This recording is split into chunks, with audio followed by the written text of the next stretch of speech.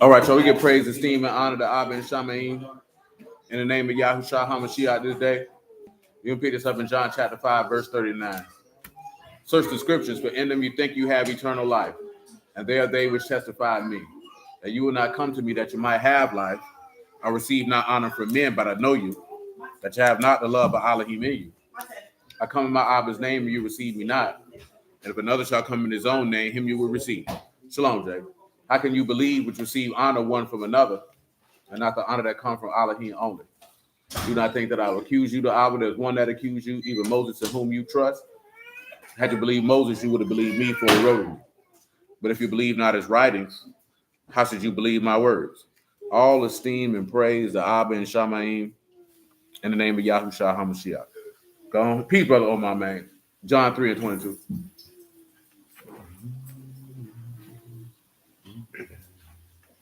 After these things came Yahushua and his disciples into the land of Judea, and there he tarried with them and baptized. And John also was baptizing in Ainon near to Salim, because there was much water there, and they came and were baptized. For John was not yet cast into prison.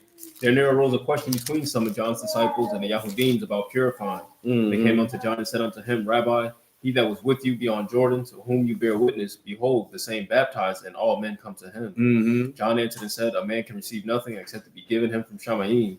You yourselves bear me witness that I said I am not the Hamashiach, but that I am sent before him. He that hath the bride is the bridegroom, but the friend of the bridegroom which stand and hear him rejoice greatly because of the bridegroom's voice. This is my joy, therefore is fulfilled. He must increase, but I must decrease. He that come from above is above all. He that is of the Arats is earthly. And to speak of the Arats, he that come from Shamaim is above all. And what he hath seen and heard, that he testified, and no man received his testimony. He that have received his testimony have set to the seal that Alahym is true. Has set to the seal that Alahym is true. Go ahead, finish the time. For he whom Alahym have sent speak the words of Alahym. Alahym give not the Ruach by measure unto him. The Abba loved the Son and have Shalom, Quran, man. You Baruch, man. To his hands, he that believe on the Son have everlasting life. He that believe not the Son shall not see life, but the wrath of Alahym abide on him. So, Shalom, Brother Robert. What we finished last night, what that was, Jeremiah 18. Let me see which one we gonna use, man. Is it 2 Samuel 13 today? Will it be what's it called?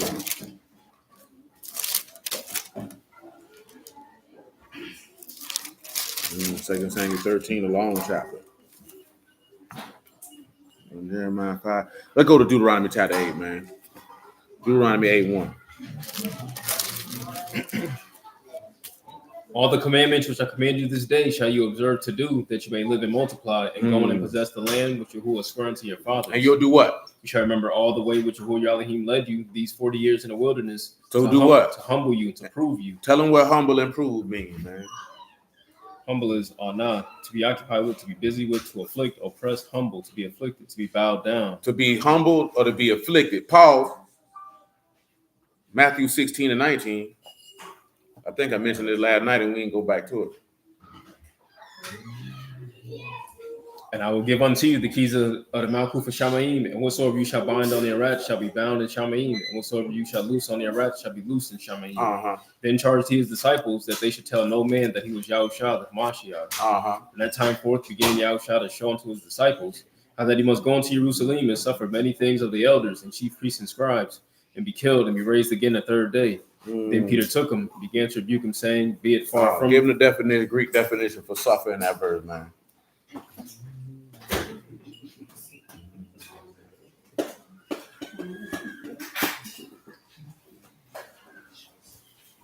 That is pasco or pathanopentho, that is to be affected or have been affected, to feel, to have a sensible experience, to undergo. In a bad sense, to suffer sadly, to be in a bad plight. A little humbling, a little affliction, if you would. Now come on back to Deuteronomy 8. Give them the definition of prove. This is Deuteronomy 8:2, by the way. After you get that definition, we'll come back and read it again. That is nasa, to test, try, prove, tempt, assay, to put to the proof or test. To put to the proof. So let's go to Matthew chapter 26, right? About verse 25. You know what? Not even that, man. Don't even go over there. Go to Luke 22. Tell me what verse 20 say. Luke 22 and 20.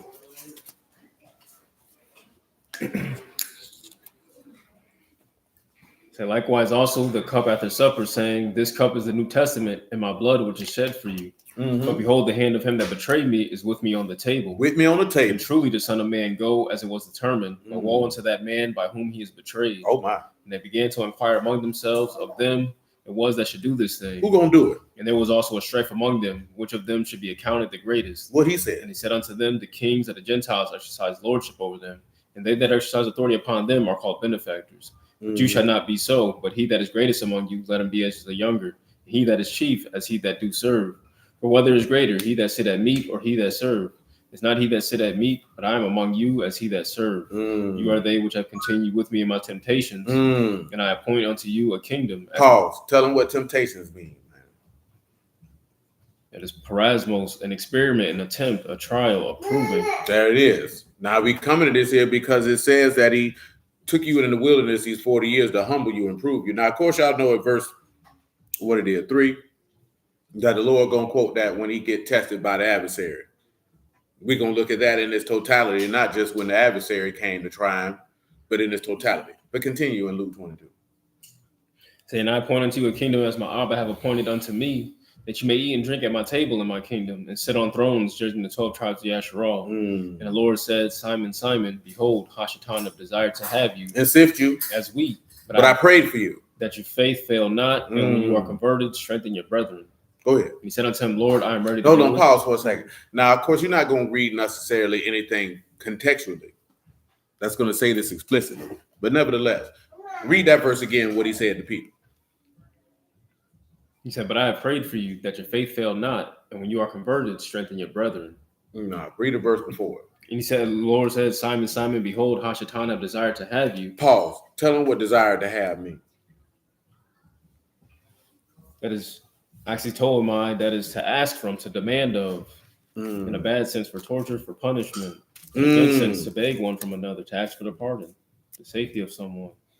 So this is to take it, he want to destroy him. Now read it again from the top.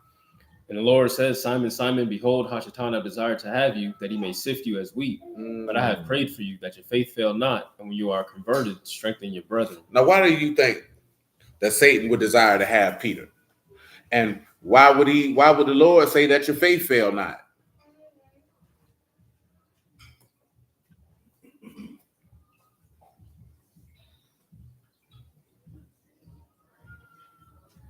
Because the rock that he founded is a symbol.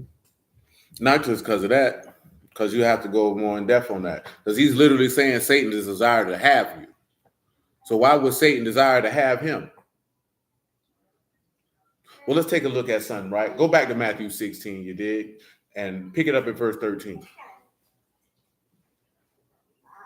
So when Yahushua came into the coast of Caesarea Philippi, he asked the disciples, saying, whom do men say that I, the Son of Man, am? What'd he say? And they said, some say that you are John the Baptist, what else? Some Elijah, others Jeremiah, or one of the prophets. What did he say after that? Them, but whom say you that I am? What Peter say? Simon Peter answered and said, you are the Mashiach, the son of the living Alahym. What the Lord told him? Yahushua answered and said unto him, Baruch are you, Simon Bar-Jonah. Why? Flesh and blood have not revealed it unto you. Who didn't reveal it to him? Flesh and blood. So who showed it to him? By my Abba, which is in Shamayim. So pause. This is the first element that you would look at, because it said that the Father himself revealed this information to Simon Peter. So that means if the Father himself revealed this information to Simon Peter, then you mention the next thing. Read that. And I say also unto you that you are Peter, and upon this rock I will build my assembly, and the gates of hell shall not prevail against it. The gates of hell shall not do what? Prevail against it. Now tell them what the gates of hell mean, man. Gates is pule, that's a gate. And then hell is kind of school, that is to be strong, or no, that's the wrong word. And that is Hades, the name of Hades or Pluto, Orcus, the netherworld, the realm of the dead. The grave.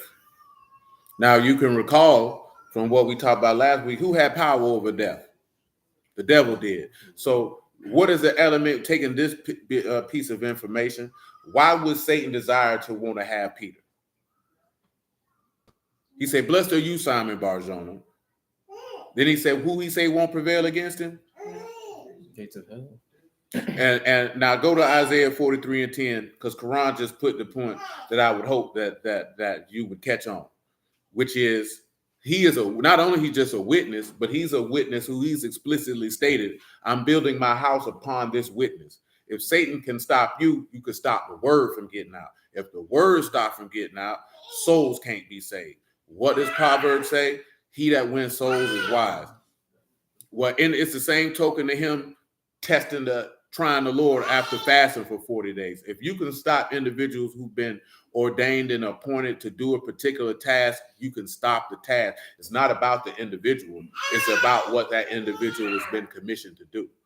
So you have to stop him. You know what I'm saying? Individuals don't really remember. I told you we were having that conversation with these people, and they was like, when I was telling them, like, yeah, I done read that they say Christian pastors have a high rate of suicide. Now, you know, these niggas don't be liking Christians. I don't really care nothing about that.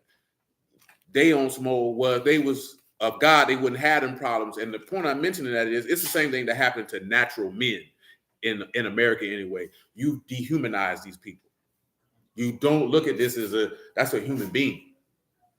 You know what I'm saying? Matter of fact, what is in Hebrews 4? It said that man was tempted like in all points, like as we are. So because you know, people think the Lord has some type of cheat code that allowed him to accomplish what he accomplished. Obviously, if a man praying so hard that his sweat looked like blood, which we're gonna read that in Luke 22 in a minute, that where Alahym had to strengthen him, you're still a human being. So that means you can fall victim to all the proclivities of what human beings fall short of. It's like this here, right? You know, most people are like, okay, men don't show their emotions. And because of that, they get dehumanized. You know what I'm saying? But it's not that. I'm only mentioning this because I seen Omarion talk about this here. Because Noriega asked him about, was you upset when your baby mama messed with your bandmate? Because he didn't show it. He said, I was upset about it. You know what I'm saying? But what he said he did is I cycled all the stuff through my mind. You know what I'm saying? And I didn't act on it. So because you don't see this individual showing what he felt, acting on what he felt, speaking on what he felt, you felt like he didn't feel it. No, he did all of that. He just waited out and said, that emotion is not worth me burning the bridge where I can't do shows no more because I need this funny looking nigga. You know what I'm saying? Crashing out on her, what good that's going to do for me? I still got to raise a child with this woman. So it doesn't make sense. Also because, you know, women are more outwardly emotive. You know what I'm saying? Y'all are more than likely, if you upset, the whole house gonna know you upset. You know what I'm saying? A man could be upset, nobody's going to know. Because he's not gonna outwardly emote. So because this is not a bad thing or a good thing. It just is. You know what I'm saying? And the reason being because young girls are always more outwardly emotive. You know what I'm saying? Little boys, they're socialized that way, but then after a while they realize, regardless if people like it or not, peace each, man. Oh, you good, my G. I already know you was out there, man. I already know what time it is. But when you look at little boys, they socialize that way, but also young boys learn that it's not to their benefit to be outwardly emotive. You see, women don't like that because you want a man's experience to be as your experience is. But you don't interact with men like how men interact with men. A man who is outwardly emotive amongst other men will get eaten alive. You know what I'm saying? And this ain't even talking about on no gangster stuff, man. It could be business. It could be whatever. Somebody sees you as a man. If I can see that you're outwardly emotive, and I know what buttons to press to get you to move how I want you to move so I can get what I want out of you. This is how a lot of women end up getting manipulated because you wear your emotions on your sleeve. Dudes know what to do and how to do it and what to say and when to say it to get you to do what he wants you to do. Dudes learn early, hey, man, you can't show that. This nigga gonna take advantage of you. You know what I'm saying? So because of that, you don't look at him as a human being that has emotions. So then also consequently, people look at somebody who preaching the word and you don't look at him as a human being. You know what I'm saying? You like, oh no, God with him. But I mentioned this because we didn't talk about it plenty of times. When the Lord was going through it, what did he do? He went and got his homeboy and said, come up here with me. You know what I'm saying? And what he told him, damn, y'all couldn't watch with me for an hour? You You know what I'm saying? So I'm only mentioning that because that's a human thing to do. You know what I'm saying? People don't even look at the Lord like that man was a human being too. Ain't none of y'all ever known, man, nigga finna nail you from a tree and you finna suffocate to death on your own blood. And you know this finna happen to you. And you know these people finna snatch your beard out. And you know these people finna slap you and disrespect you. And you made all of them. And you doing this for them. This don't even benefit you. You know what I'm saying? So that's how that happens. So shalom, Sister Regina. So when you look at why he wants to, Satan wants to, I desire to have this one. I want to bring him into a condemnation and punishment. And the only way he can do that is to get him to sin so that he can fall from his estate and then the work don't get done. That's the objective. That's why he said, I prayed for you that your faith fail not. Now, read that passage in Luke again. That's where we at, right? Isaiah 43 and 10. Oh, 43 and 10. Yeah. Make it 7. Matter of fact, make it 5. Isaiah 43 and 5. It said, fear not, for I am with you. I will bring you seed from the east and gather you from the west. I will say to the north, give up, and to the south, keep not back. Bring my sons from far and my daughters from the ends of the earth.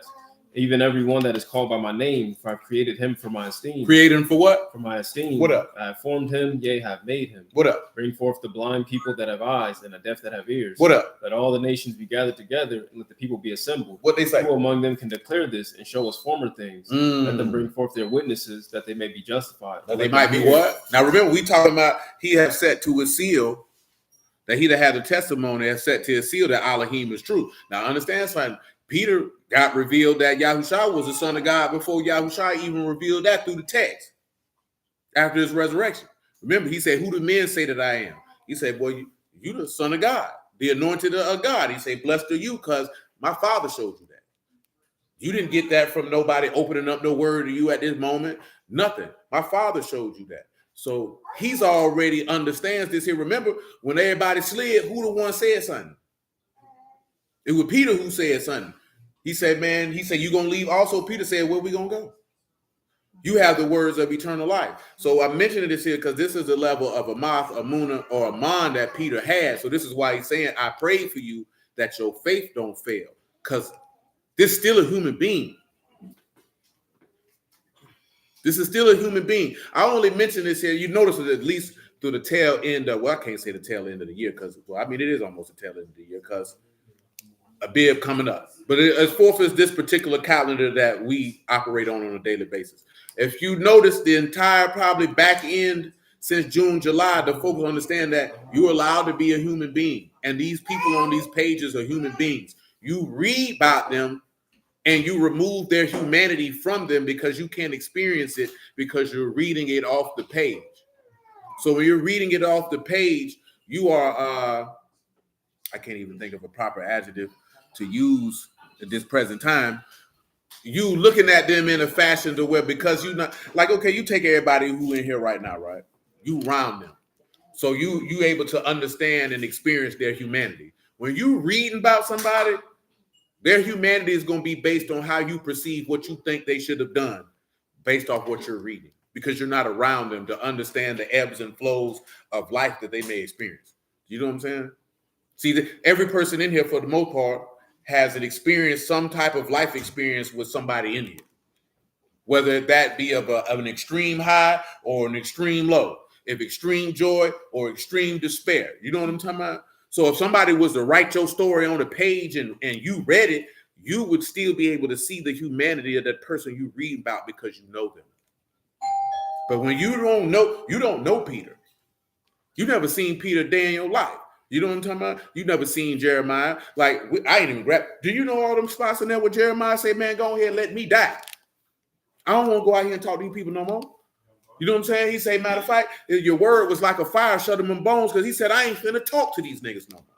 This man praying for these people to die. You know what I'm saying? For what they doing to him.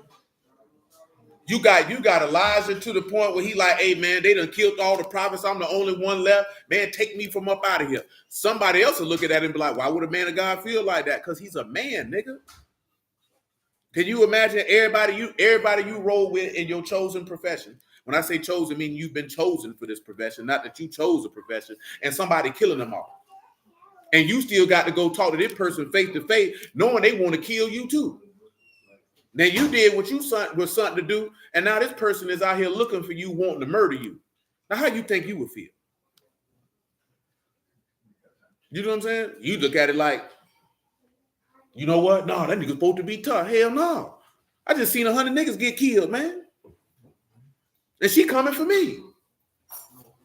That don't mean he ain't believing in God, but at this point, he's still allowed. You have to allow space for them to be a human being and to see their humanity when you read by them. So, because again, it said the Lord was exceedingly sorrowful even unto death. That literally by translations means he was depressed. That's literally what that means. He was depressed. Now, you pause that for a second. How many of you in your entire life ever heard anybody tell you Yahushua Jesus was depressed? But that's what it say, though. Have any of you ever been exceedingly sorrowful unto death? Then you can relate to what he experienced.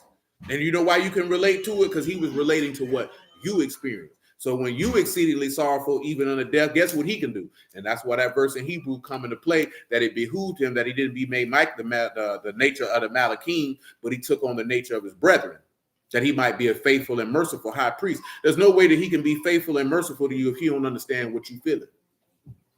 Read that for him, man. Hebrew 10:2, man. You know what I'm saying? About verse 7. You know, we talked, you remember that years back when we were looking at that man went through childbirth so he could be able to do what? Comfort a woman in childbirth. Oh, you forgot about that? You look confused. You look befuddled. I caught it. You said a man with a childbirth? Yeah, the Lord did. Oh, no, I thought she said like a regular man. Well, he wasn't no regular man. He went through childbirth. He's a tranny. Like you was telling like a story. Somebody else. That's a tranny. Yeah, I know about it. A transmission. A transsexual. That's a woman. That nigga put on all the hormones he want, makeup he want. He's got a vagina. Ain't that crazy? Nigga say he a man. He like, hold on, I gotta go get some Midol. I'm cramping.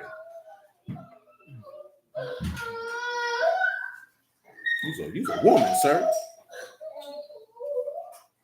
Go ahead. So you made him a little lower than the Alahym. You crowned him with esteem and honor, and did set him over the works of your hands. You have put all things in subjection under his feet.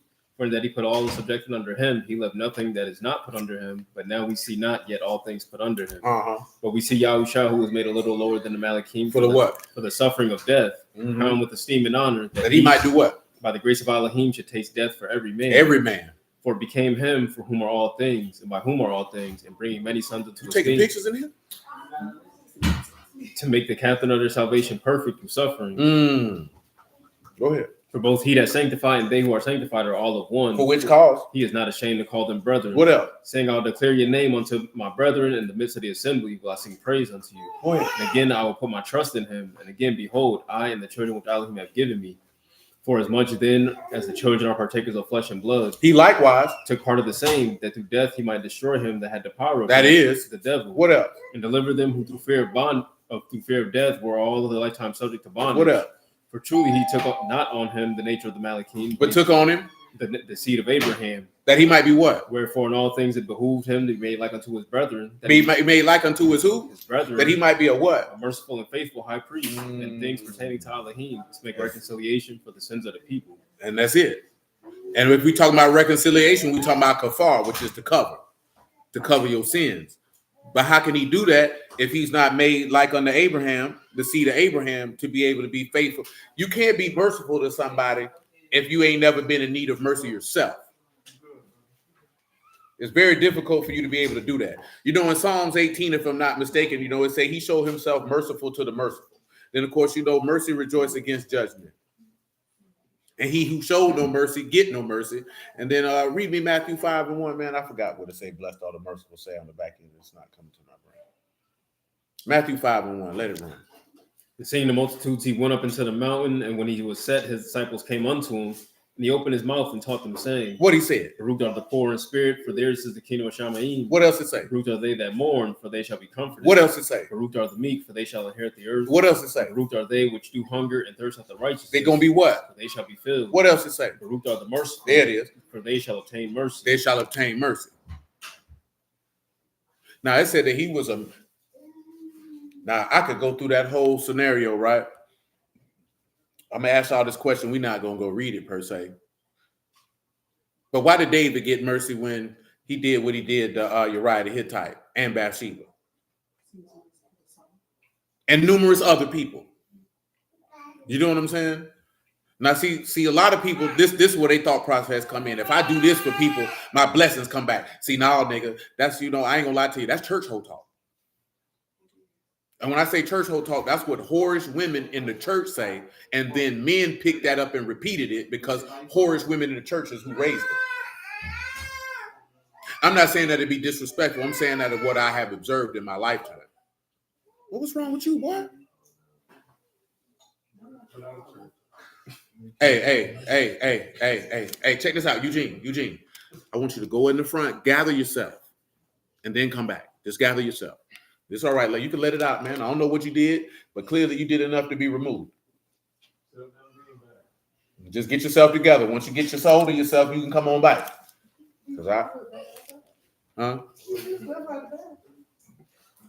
Ain't no telling. You probably went in there wanting to play. We still holding Isaiah 43, by the way. What I was just mentioning before he came in here looking ugly. No. And I'm not saying that, and y'all experiences may be different, but that's what I have observed. You know what I'm saying? That a lot of whorish women who want, dang, both of your sons got put out. They probably not talking. You know what I'm saying? Indeed, Quran and Sean, man. Now I'm saying that because it's a lot of dudes that have taken female talking points because they were raised by women. And now you're repeating them and you think that's how that works. Because you got grown men say, this is how I get my blessings. See, you ain't get that from no man. Ain't no man told you that. You didn't pick that up from no man. You know what I'm saying? Because that's not how that man operates. Nevertheless, he tell you how he operates. If you're merciful because that's who you are from the heart. Not because you think, I'm going to show mercy to this person so God can bless me later. See, you going to hell. You know why you going to hell? Yeah, because you didn't do that because this was the godly thing to do, the merciful thing to do. You did this hoping that you were going to get some type of monetary increase in return. But do you remember what he told you in one of them parables in Luke, I want to say? When he said, when you have a feast, who he told you to invite? The maimed, the blind. And why did he say to invite them? And he say, you'll get repaid back with what? Huh? I'll allow it. He said you'll get paid at the resurrection of the just. You know what I'm saying? The average person has been taught that you want to do things so you can get some type of monetary compensation in return. When I say monetary, I'm not necessarily talking about material compensation is a better word to use. But what did Paul tell you in Timothy? That if you think gain is godliness, what are you? No, a little different. No. That's if you can't bridle your tongue.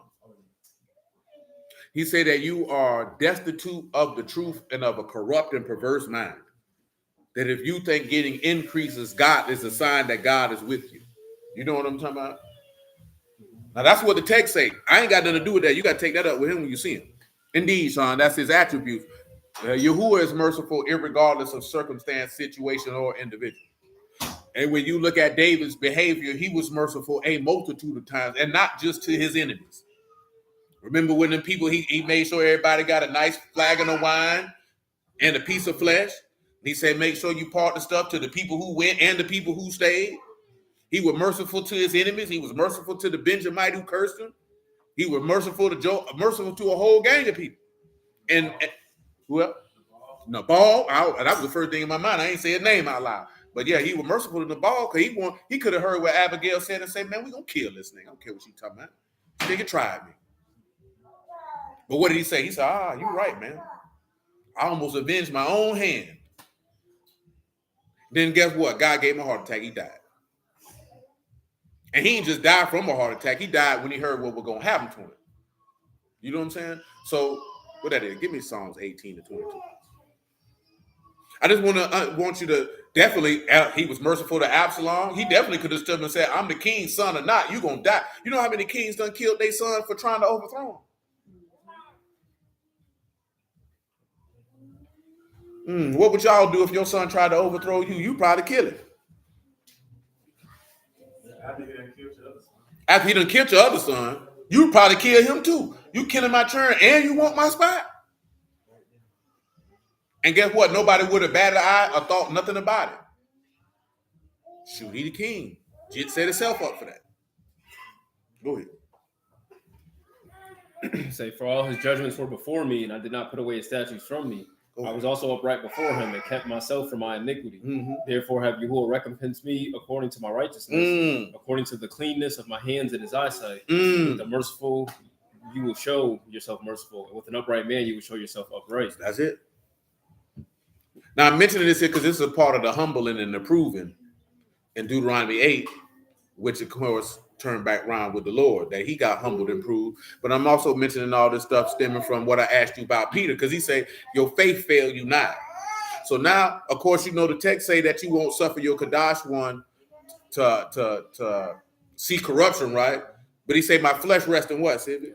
So there's an expectation. I think we ended talking about that as far as the potter with the clay. Now I say the vessel was marred. Do you remember what marred meant?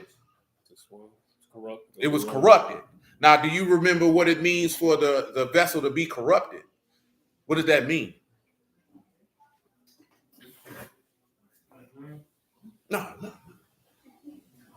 No, exactly what we talked about last night, about what it mean if the vessel was corrupted, so he made another one as it seemed good to him. And remember, good was Yeshar, or that which is, straight, level, upright. And another couple definitions that I can't remember. Made from corruptible material. He was made from corruptible material because he was made from the dust of the ground.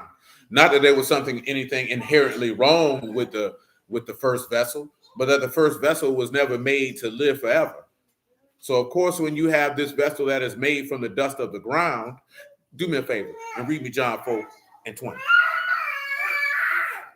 And after that, John chapter 3 and verse 5. Because I'm just establishing the spot why he's saying that your faith failed not, and why that could even happen in the first place. You good, man? Eugene, get your arms in your shirt, man. Pay attention and relax. Why they put you out here, man? What you did in that? So what?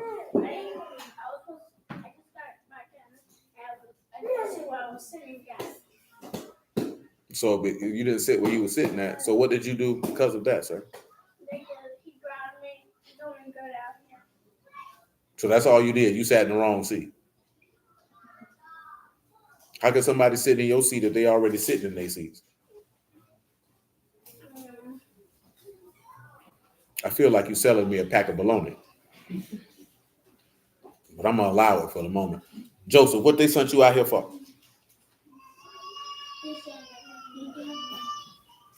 You did the same thing he did? I don't know. He might have did.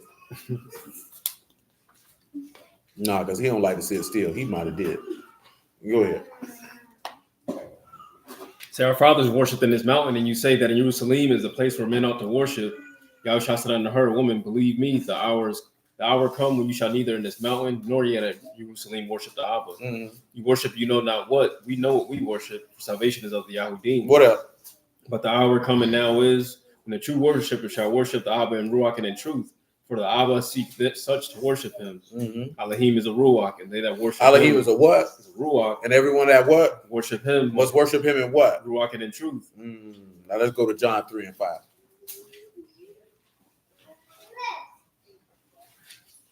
And Yahushua answered, truly, truly, I say unto you, except a man be born of water and of the Ruach, he cannot enter into the Malkuf of Alahym. Why? That which is born of the flesh is flesh. What else? That which is born of the Ruach is Ruach. But you got a game tonight, bro? Because he damn sure came in here looking like a professional. Go ahead. Marvel not that I said unto you, you must be born again.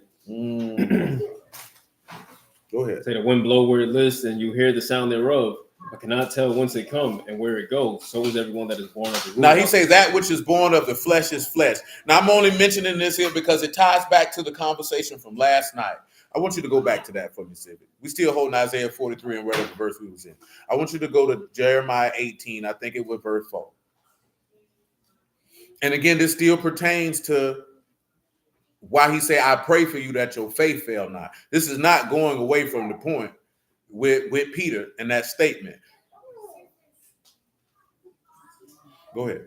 And the vessel that he made of clay was marred in the hand of the potter. So he made it again another vessel as seemed good to the potter to make it. Tell him what good, man. Give him the definition of Yeshar in its totality.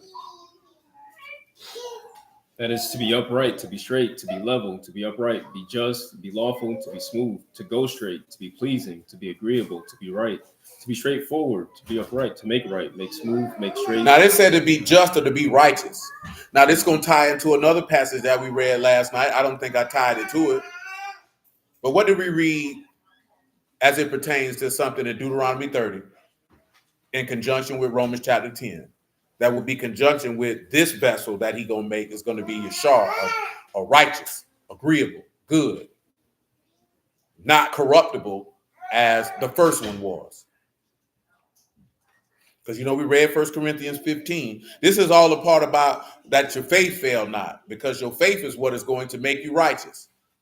Now, while you're pondering upon that, I want you to go to Galatians 2 and 13. It's probably 14. It is. Because I don't really want to read where he rebuking Peter. That's not what I'm focused on. You said Deuteronomy 30 verses what? No, I didn't mention verse. I said what we read. Romans 10. Come on, 2 and 14. So, but when I saw that they walked not uprightly. Verse 16. I don't want that. Galatians 2 and 16. Knowing that a man is not justified by the works of the laws, but by the faith of Yahushua HaMashiach. So pause. Now, you look at the first vessel, he's marred or he's corruptible. Now, he was already corruptible before he ate from the tree of knowledge of good and evil. Now, we talked about this last night. Why is he corruptible, Civic? Because he's made from the ground. The ground is not internal components. Now, why is that important? Because what did we just read in John 4? Alahym is a what, Civic? He's a ruach. Ruachs are not corruptible, meaning they don't die. I'm mentioning that because what did we read? What I referenced, in Psalm 16. My flesh rests in hope. You won't suffer your Kadash one to see corruption. So it's faith that caused Yahushua to rest in hope, knowing that he won't be corrupted. Going to what we read, referencing in Ezekiel 37 and things like that, and he'd be resurrected from the dead and be made righteous.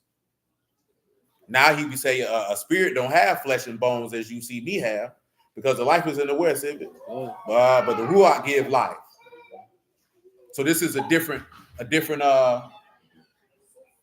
preacher, if you will. Come on. What's wrong with her? She is not, sir. No. Go ahead. Said, knowing that a man is not justified by the works of the law, but by the faith of Yahushua HaMashiach. Even we have believed in Yahushua HaMashiach that we might be justified by the faith of HaMashiach, and not by the works of the law. For by the works of the law shall no flesh be justified. By the works of the law shall no what? No flesh be justified. Now, what does this mean? Of course, y'all know what it means. You have two sets of faith, Zion. You know what they is. You got, two sets of righteousness. My apologies. You got two verses that establish what righteousness is. You didn't heard them, but you may not recall them. I'll take the words in the passages more so than you being able to identify the locations. Help him out, Doris. He need a lifeline. Being pregnant is no excuse. You better put your feet all the way up so your blood flow to your brain so it works.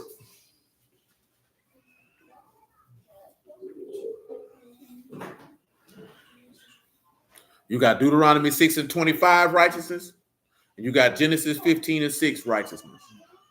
You know what Deuteronomy 6 and 25 righteousness is, Zion? That's the righteousness that comes from you keeping the law. You know what Genesis 15 and 6 righteousness is?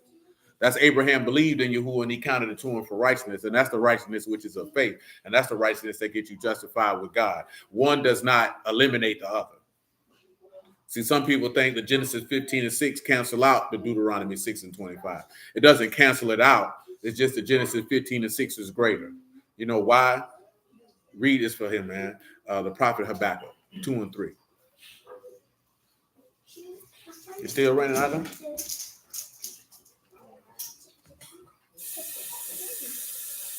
Say, for the vision is yet for an appointed time, but at the end it shall speak and not lie. And not lie. Though it tarry, wait for Wait it, for it. because it will surely come. It will not tarry. It won't tarry. Behold, his soul which is lifted up is not upright in him. It's But not. the just shall live by his faith. Just live by their what? By his faith. Now I want you to give just live in faith.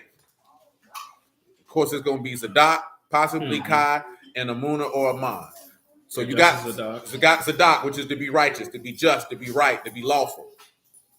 And then there's Kayah, which is to live. Literally means to live. So that is righteous lives according to what? Which is faithfulness, steadfastness, fidelity. You know what it means to have fidelity? It is. Fidelity just means to be faithful, loyal. Let me give it to you off the paper.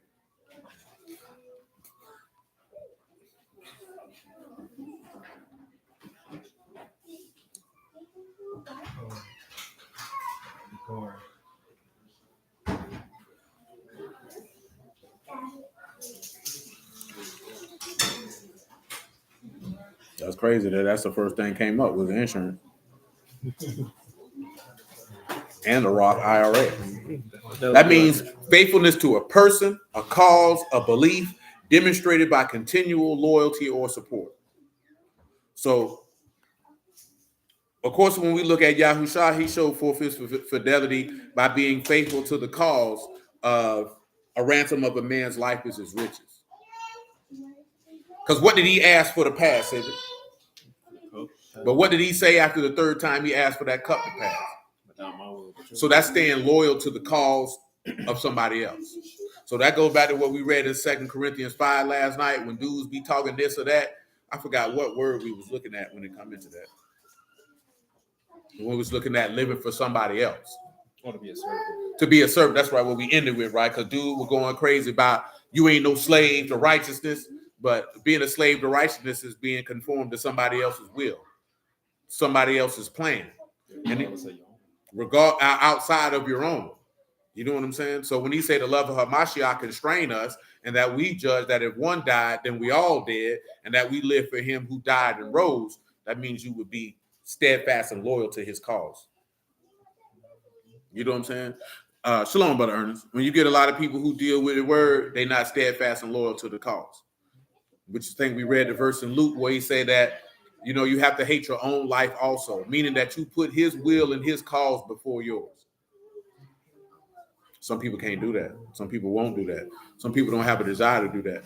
I think most people ain't never been taught that that's what you're supposed to do. You know what I'm saying? Matter of fact, I think it's saying Jeremiah, you seek great things for yourself. He said, seek them not. That's a hard pill to swallow. You know what I'm saying? Besides the fact, like, by the time you get to my age, this country probably won't even be here. I ain't even talking about God done came through and destroyed it. Shoot, these crackers would have did a good enough job doing that themselves. You know what I'm saying? Yeah, because you ain't gonna get to have the experiences like I had. Because this junk getting progressively worse. I didn't say this here because you know them niggas went and locked the nigga up out of his own country, nigga. That's gangster right there, boy. You say I didn't know that the nigga had a warrant. Couldn't you imagine having a warrant in a whole nother country and they come pick you up to serve it? Yeah, they said they had a warrant for Buddy. Say Biden put that warrant out for Buddy. Drop some bombs on him, come and pick them up. But I ain't gonna lie, they did that in my youth because they came and picked up Noriega just like that. So then, you know what the ugly part what it was? Noriega was selling coke with George Bush the whole time. And when they got tired of him, they came and picked him up. I'm not saying that to be hyperbolic. I'm telling you that because that has been established. If you don't believe me, write the Library of Congress and go through hours and hours and hours of sworn testimony during the Iran-Contra scandal, and you can read it. Because they admitted to selling coke. You know who Oliver North is? Of course you don't. It's okay. You know who Oliver North is? Of course you don't. It's a damn shame. You know who George Bush is? Which one, nigga? You just said about who he is. Yes. It's two of them. I know. Which one, nigga? I know the first and the second. Who the first one is? You don't know who that is. George W. Bush. It's HW too. Which one? You got Herb Walker and you got Walker.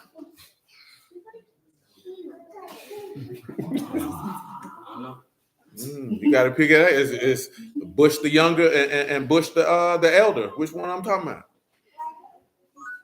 George W. Bush is the elder. So. HW is the elder.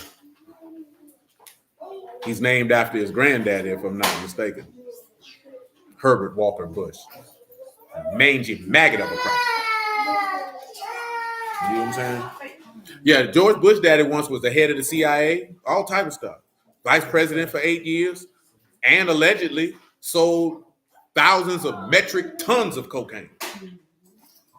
Probably the biggest drug baron, Shalom, probably the biggest drug baron in the history of the world.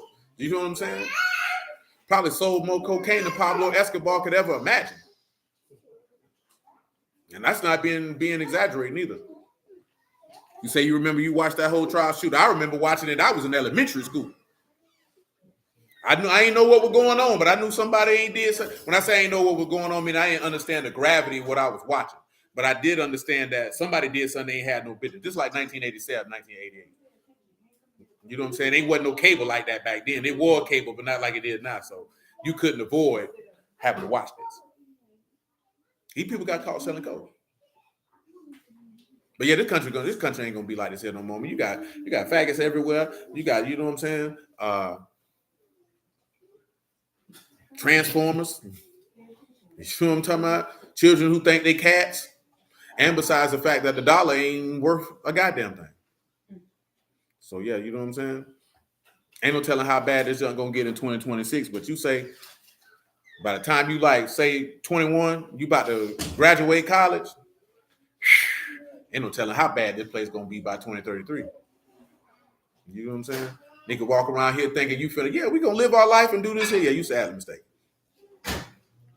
Yes, and I did read a book about Bill Clinton being big in the cocaine industry, but he wasn't George Bush big. You know what I'm saying? Yeah, bump all that junk you talking about. Nigga, they say Bill Clinton was murking niggas. You know what I'm talking about? All through Arkansas about that coke. This whole laundry list of books written on this topic, like there were people felt like Bill's supposed to have been in prison before he became president. So a lot of people came up missing when he went to running for president because he was willing to tell it. Special deliveries by plane. We're finna get to it. Special deliveries by plane.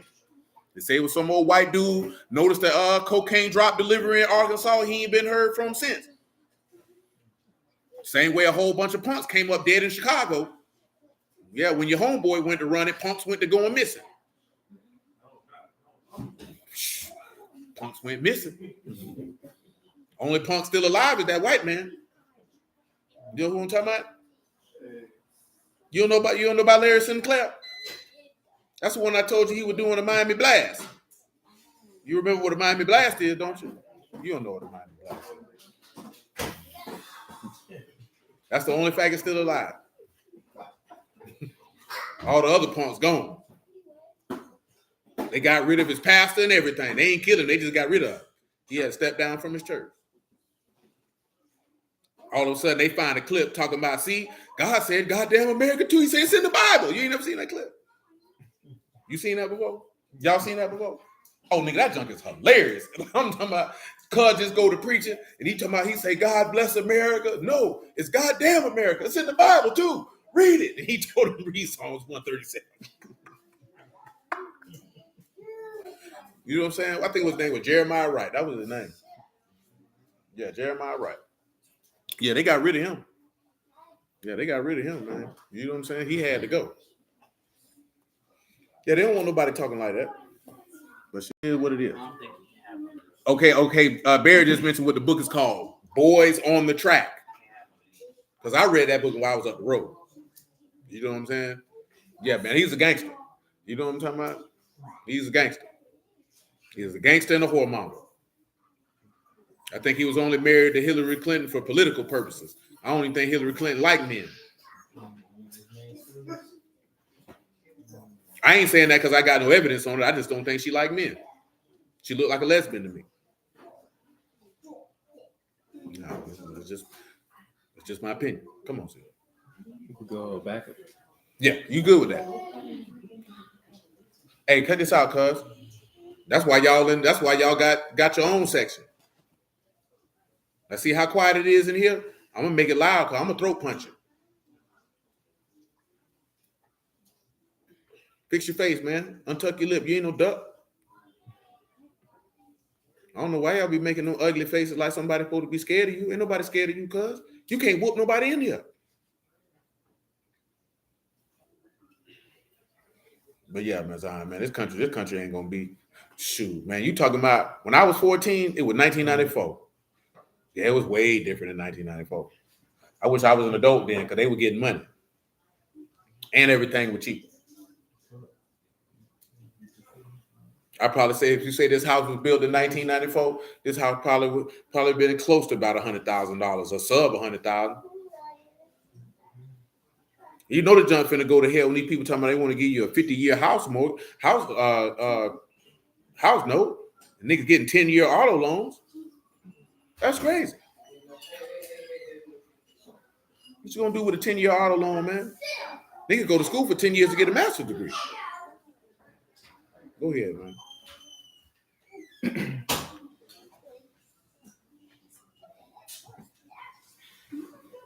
Say Barry Seal interviewed before he died. It's probably even hard to probably find them on online. But they be scrubbing all that stuff. Go ahead, bud. Like Isaiah 43. Yeah, go ahead. 43 and what? Verse 9. Isaiah 43 and 9. So let all the nations be gathered together, and let the people be assembled. Who among them can declare this and show us former things? Let them bring forth their witnesses, that they may be justified, or let them hear and say it is true. You are my witnesses. You are my what? You are my witnesses, saith Yahuwah, my servant whom I have chosen, that you may know and believe me, and understand that I am he. Before me there was no God formed. I want you to tell them the definition of witness. How many of y'all been told people say they going out witnessing? But really they don't be witnessing for real. You know what I'm saying? Witnessing is really actually testifying of the Son of God. That's not to denigrate people who do that. I'm just talking about they just trained them properly on contextually what it is to be a witness. Because when they talk about being a witness, they talk about I remember we read it in 2 Peter. What did Peter say he was? An eyewitness to his majesty. So everything that happened, he saw it. You know what I'm saying? I mean, he saw every miracle. Well, I ain't gonna say every miracle because it could have been miracles he did and they weren't present. But they seen miracles. They seen him on that tree. They ran to that sepulcher. He was gone. They seen him after he rose. They can bear witness to all that. So how did they come and give the witness to us? When he rose from the dead, what did he do? And this is the things that are written in Moses and in the Psalms and in the prophets concerning me. And then he gave them that witness from the text. And then they went out and gave that witness to the people. Scripturally now, that's what it means to go witness. You're bearing witness to the deeds that this man did. You're testifying to what he did. You know what I'm saying? Just necessarily how people are trained in America. And again, I'm not holding nobody who does that in America at fault. You can only operate from the position of what you were taught to do. They told, go witness about Jesus. And then you just tell, you believe that Jesus is your Lord and Savior? That's not testifying. That's a statement. You're asking me a question, but did you testify? Can you open up this text and show me this is why he rose from the dead? We're bearing witness to that. That he did X, Y, Z. And it says it here, here, and here. And I'm a witness to that. Or as it states in Psalms that Paul said himself, I believe, therefore I have what? Spoken. You know what I'm saying? So it's just an operation. Me personally, I wouldn't run up on random people in the street and say, do you know your Lord and Savior, Jesus Christ? Because the apostles never did that. You know what I'm saying? They never did that. Like Philip said, yeah, they didn't do that.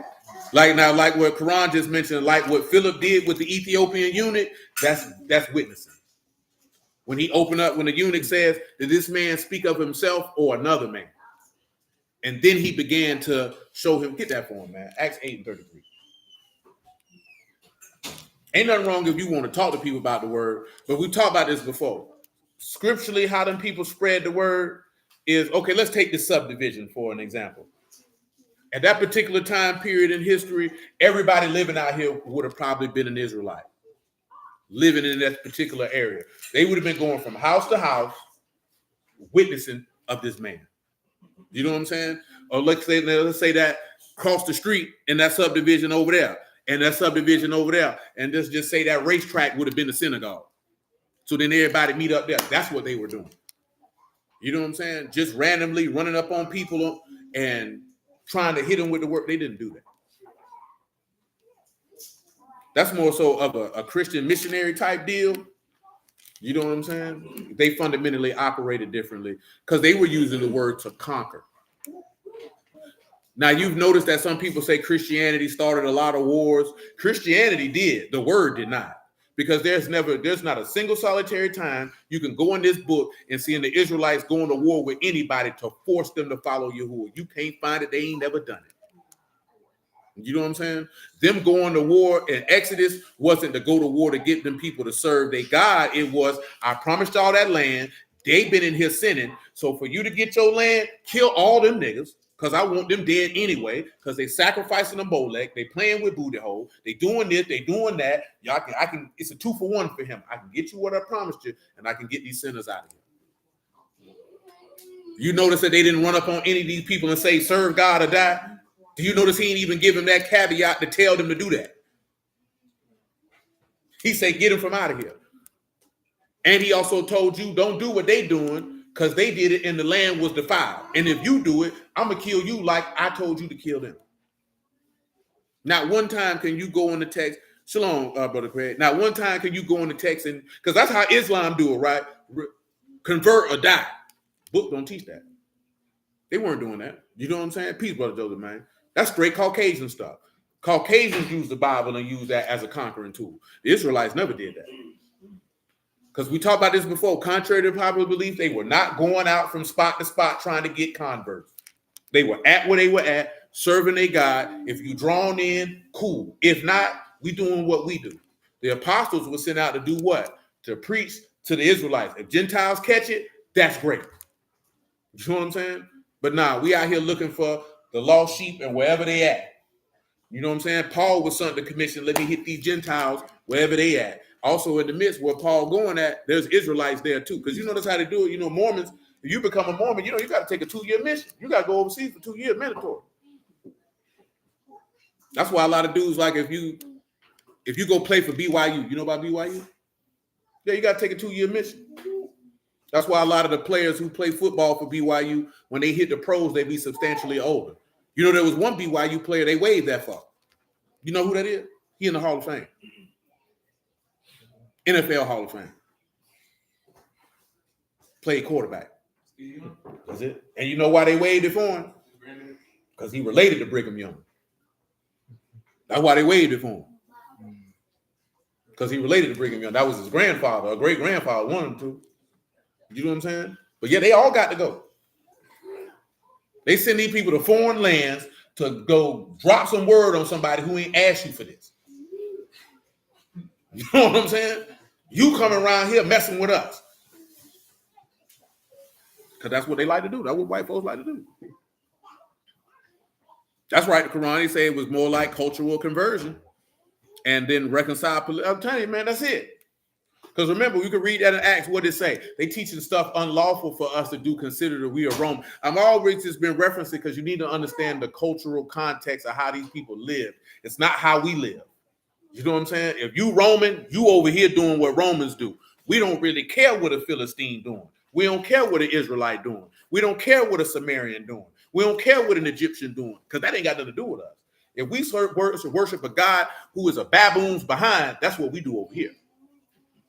We don't care about, they didn't care about nothing about those. Who is Jesus? Who's Yahushua? Who is that? We don't know nothing about that. That's none of our business. That's not our God. We don't care. Now, I'm mentioning that to you when I told you that Old Testament only lady would debate the dude and say, why ain't no African historians write about Jesus? Why would they have?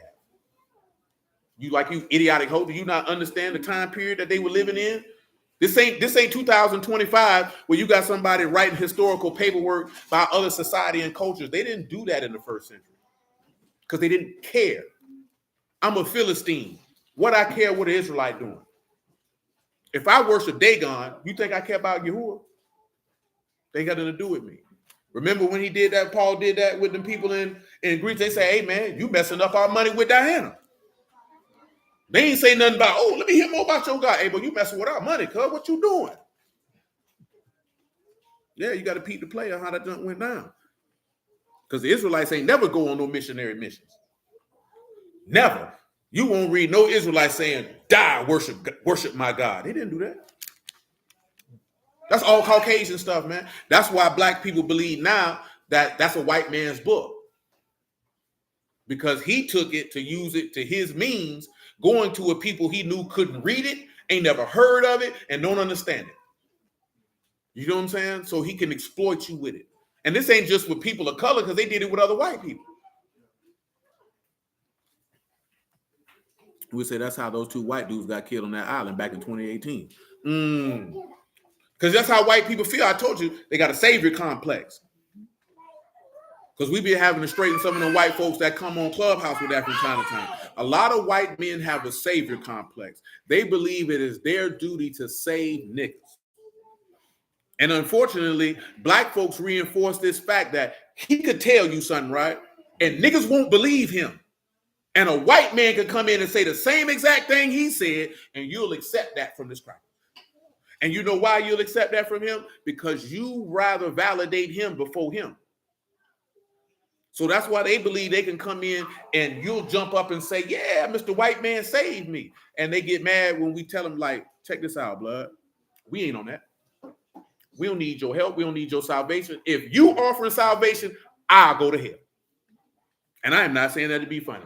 If a white man came off, I'm going to politely turn that down. Because based off your history, I don't want your salvation.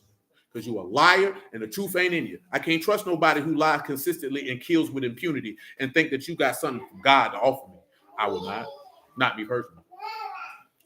God from heaven himself going to have to let me know, yeah, you can roll with him. Because number one, that's not your God, so you can't teach me about my God. You can't tell me nothing. You're going to have to sit this one out. Because it didn't say that they would take the skirt of an Anglo-Saxon, did it? It didn't say you'll take the skirt of a Gentile, did it? They said they're going to take the skirt of a who? So then guess what? It's like somebody who look, and you know why we don't have that thought process? Because you don't grow up looking at black men who are older than you and having that level of reverence and respect for the knowledge, wisdom, and understanding that they have and say, I'm going to get it from him. You feel like you got to get it from Mr. Charlie. Mr. Charlie got it. Nah, we ain't on that. We not on that. And we ain't raising no young men to look at no white man for his success, validation, or acceptance. And if they get offended by that, well, guess what? Unsubscribe, go to hell. I don't give a damn, nigga. Exit stage left. But there has to come a point in time that as a black man, you be like this here, he should come look for me to learn about himself. Not go look at somebody who don't look like him to tell him about himself. Would you let somebody outside your family tree tell your son about your granddaddy, your great granddaddy, your uncles, and etc.? So why would we do that with the word? That is insane. That is absolutely insane. And guess what? No other race of people on the planet do this. You see Chinese people running to anybody else to get info about themselves? They don't do that. Do you see, I don't even want to say Hispanic people because, European Hispanics. They don't do that. Hell, even Africans don't do that. Italians definitely not doing that. And I ain't even want to splice it that all white people aren't the same. You know what I'm saying? They're different. Italians are not the same as Irish, and Irish are not the same as German, and Germans are not the same as Russians. They have their own line, their own history, and they know that they're different. You know what I'm saying? They know that, yeah, we might be lacking melanin the same, but we not the same people. You can't get somebody who's of a Nordic background and get him to identify with the Celts in Ireland because they know my entire lineage is different from yours. My God is different from yours. My history is different from yours. My culture is different from yours. We are not the same. It's only black people that think everybody is the same. You know what I'm saying? And when I say black people, I'm talking about black people in America. You know what I'm saying? We the only race of people think that. No, that's not reality. You don't have to take it as to be like, oh, this, that, there, and the third. It's like, hey, I appreciate you want to help, but we're going to gatekeep this over here, though.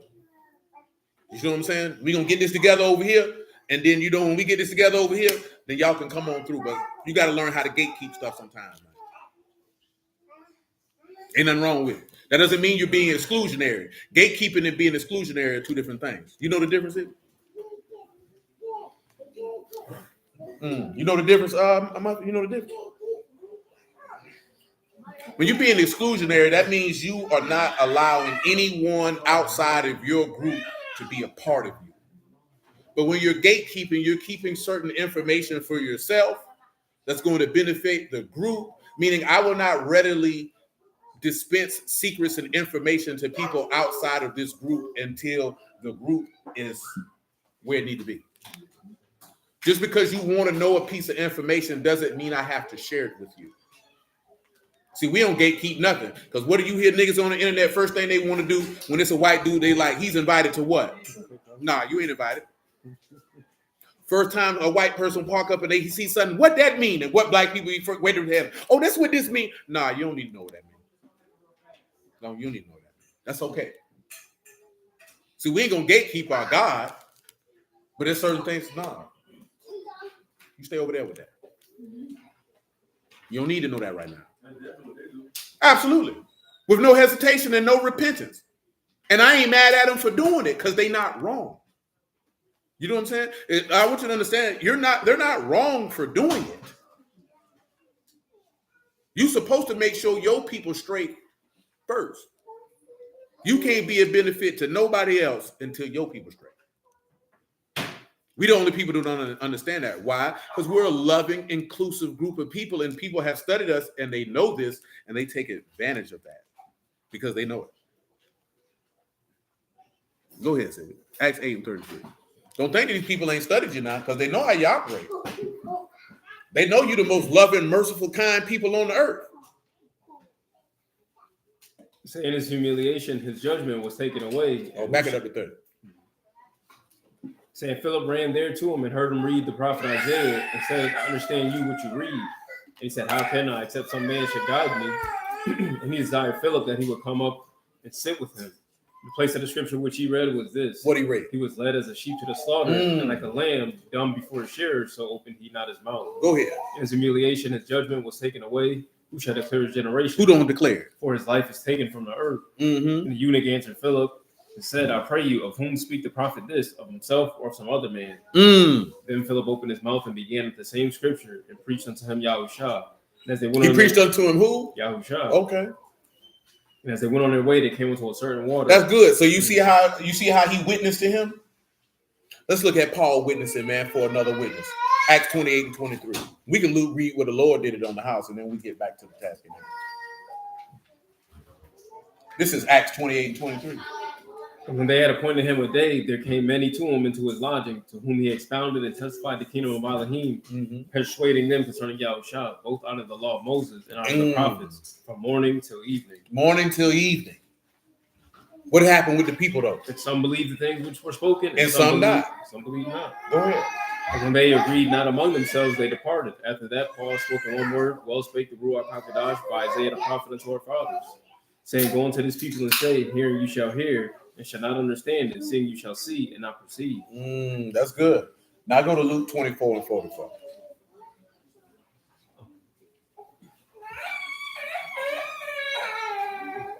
I just want y'all to understand what witnesses is scripturally, so that if you had a desire to bear witness to somebody, that you would know how to do it properly, so that your witness would be effective. Go ahead. And he said unto them, these are the words that I spake unto you while I was yet with you, that all things must be fulfilled, which are written in the law of Moses, and in the prophets, and in the Psalms concerning me. Then he opened their understanding, that they might understand the scriptures. Like, do me another favor, man. Go to Luke 2, right? I want you to see the prophet Anna, the prophetess Anna, I should say, and her witnessing and what that looked like. Make sure I got you in the right spot before I even say it. Come over here to Luke 2. No, that's not it. That's not it. Luke 2 and 36.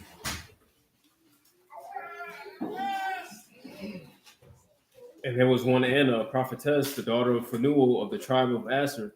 She was of great age and had lived with a husband 7 years from her virginity. And she was a widow of about 84 years, which departed not from the temple, but served Alahym with fastings and prayers night and day. And she coming in that instant gave thanks likewise unto the Lord, and spake of him to all them that looked for redemption in Jerusalem. So when it says she spake of him, she was witnessing of him. You know what I'm saying? Like I told you before, right? There's a difference. You know, scripturally, women can't teach, but can they bear witness to God and speak of him? Oh, absolutely, and unequivocally and unapologetically, you should do so whenever opportunity presents itself. There's no prohibition against that. You know what I'm saying? You bearing witness to the greatness of your God is obligatory, according to what's in Chronicles. You know what I'm talking about? You should speak of his. There's nothing wrong if you speaking, yeah, my God is a redeemer. My God is this. My God did that. Nothing wrong with that. You know what I'm saying? I think I told you that before, but if I didn't, I was remiss in omitting that piece of information. Let's return to Luke 22 and where we started. And see, all these things that we mentioned and make up to where your faith failed not. And I mentioned before that Peter's still a human being. Because, you know, people talk trash about Peter because he denied him 3 times. Peter didn't know he was going to deny him 3 times till the Lord told him. Now, of course, we know the text bear witness that Peter was going to do that. Now, I ask y'all this question. Can anybody give me 1 spot, 2 spots, maybe even 3, where it bear witness that Peter was going to do this? Because you have to know that it's written aforetime that he was going to do it. Because remember, the Lord told him that. You know what I'm saying? It ain't just like something went down and Peter did it. Lord told him, for the cock crow, you're going to deny me thrice. Peter like, who? Not me. Because remember, Peter the one that grabbed him and said, hey, man, this not going to happen to you. He said, get behind me, Satan.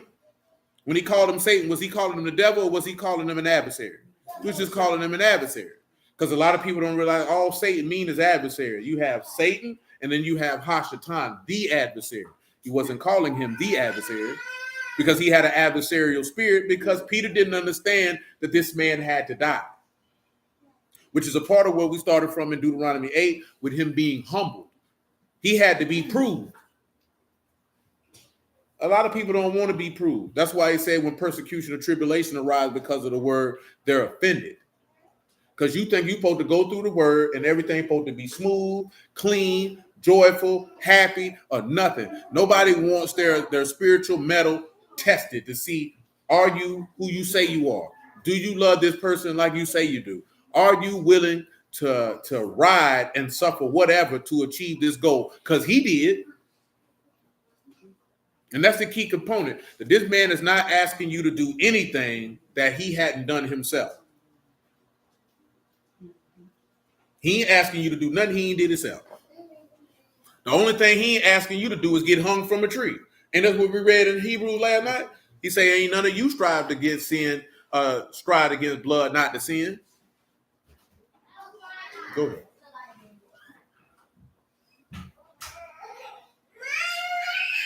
Anybody can tell me one. You got to give me the verse you got for Job 16, good sir. Because I can give you one to help you out. You got Job 19. When they say, my mother's brethren have become aliens unto me. My breath has become strange to my wife. You definitely got your situation with Samson and Delilah.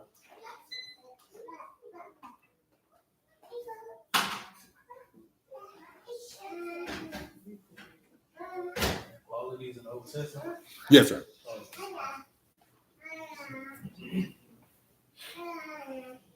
No, I get it. Listen, because I gave you 2. He said Job 16, but I don't know what verse he got at Job 16 that he referring to.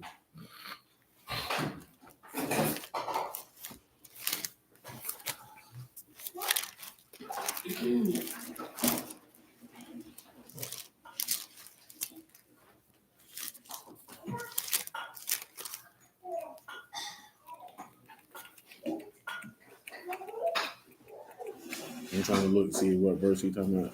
I read you verse 19 because I'm over here. This is verse 13 of Job 19. He put my brethren far from me, and my acquaintance are truly estranged from me. My kinfolk have failed me, and my familiar friends have forgotten me. Now he say a familiar friend, 16 and 20.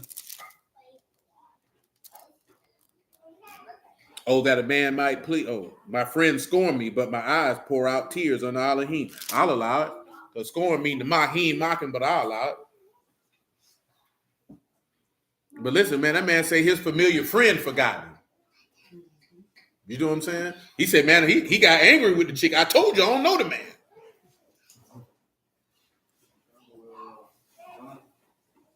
Which one is on?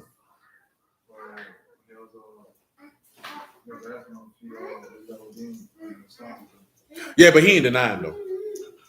They told him you need to come up here and pray for your God, man. This boat finna sink. What you down there doing? That's another example of what I was talking about earlier. Culturally, that's how they operated. Because racism as a social construct did not exist in antiquity. They did not identify each other by race. They identified each other honestly by the God they served. That's how they identified each other. They didn't look at him and say, that's a black man. Of course, that terminology didn't exist back then, but they didn't do that. What verse? Yeah, tell me the verse and see if we read. What verse? Psalms. Oh no, that's Judas. That's Judas. But I think it's one in Psalms 55, but that's Judas.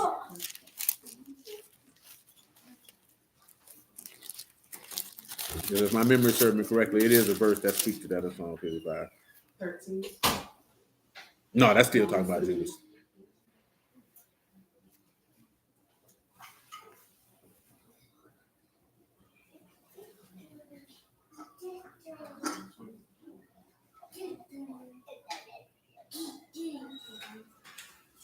Yeah, you get in 12 when he said it's not an enemy that reproached me. He said, neither was it he that hated me.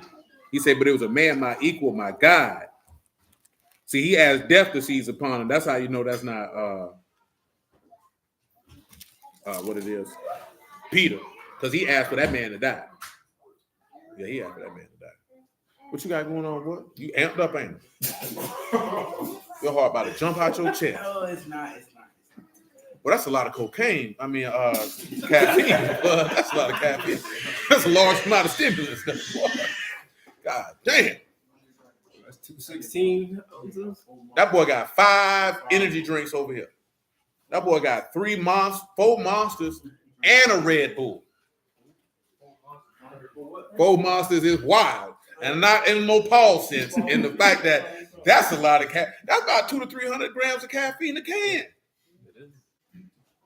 Well, that boy finna leave out of here tweaking. You know what I'm talking about? He just gonna be sitting in the chair twitching. Just like this here, man. He ain't gonna want to eat nothing. I can't tell you, I'm telling you better start because your hormones receptors still working good, boy. You know what I'm saying? You just finna start growing hair on your nuts and on your arms. You know what I'm talking about? You ain't gonna have no sperm. You know what I'm talking about? You ain't gonna have none. Nah, man, I ain't being funny about that junk, man. That's a lot of caffeine for a young man. He talking about they ain't got no sugar in him. Because you talking about caffeine and the sugar, he going to be. How you got the money to buy that? This nigga ain't got no job. This nigga 14.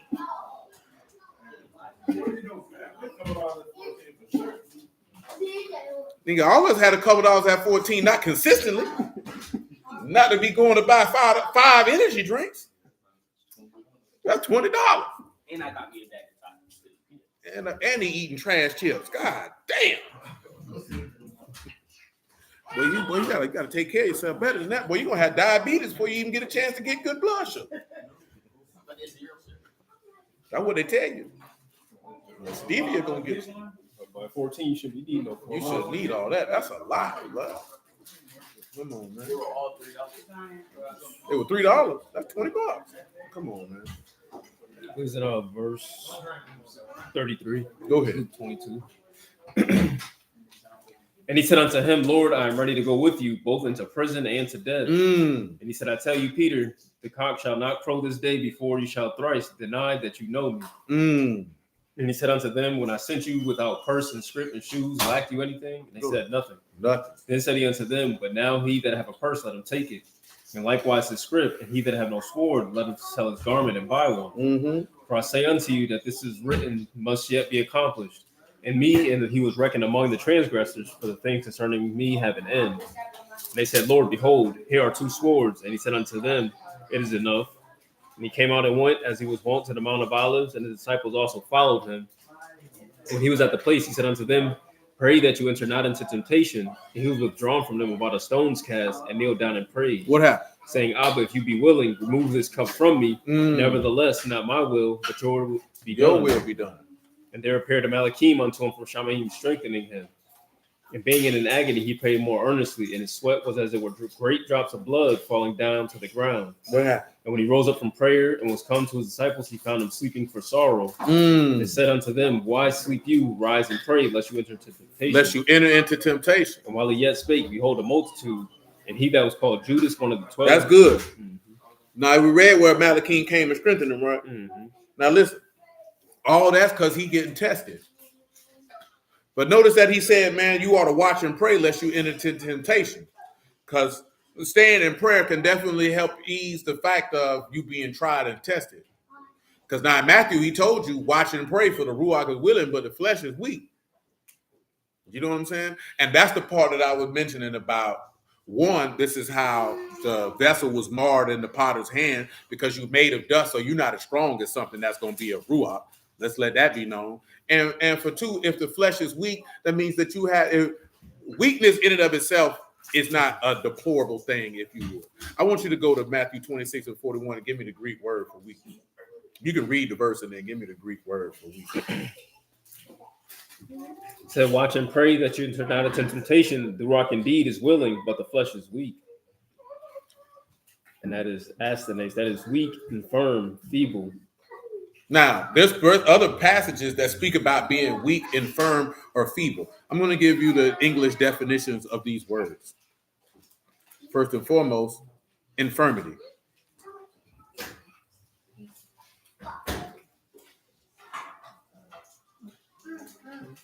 That's physical or mental weakness. Now, feeble. Lacking physical strength, especially as a result of age or illness. Now, that's the part that I wanted to focus on. Now, if you're lacking strength, so you know we don't need no rhyme, reason, or excuse. Isaiah 26 and 3. So this is how you would defeat the fact that your flesh is weak.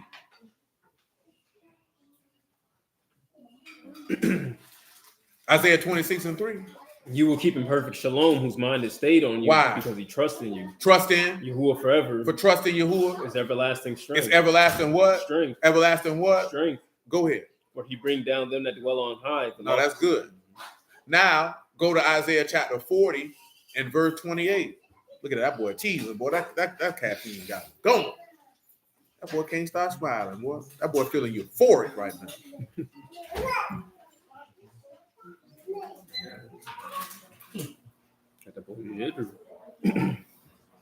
Now listen to this. Isaiah 40 and 28. Listen what he say he do. He said, Have you not known, have you not heard that the everlasting Alahym, Yahuwah, the creator of the ends of the arats, faint not, neither is weary, there is no searching of his understanding. Go ahead. He give power to the faint. He give power to the who? To the faint. Go ahead. To them that have no might, he increased strength. He increased what? He increased strength. All right, so how is he increased? We just read those that have no might, he increased. Read that again, because this is literally what he did to this man when he was praying in that garden.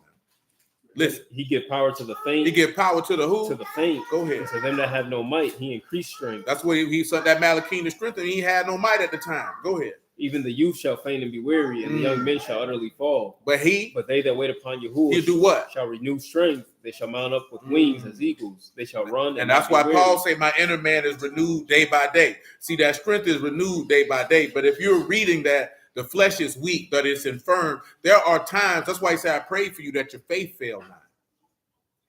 You understand? Because your faith is the genesis of your strength. And where the faith is small, the strength is small. And where the strength is small, you can be overcame. You know what I'm saying? Satan can't overcome a strong man in faith. It's not possible for him to do it. See, go to what that is. Hold on. Let me see what that is. I think it would have Matthew 12, man.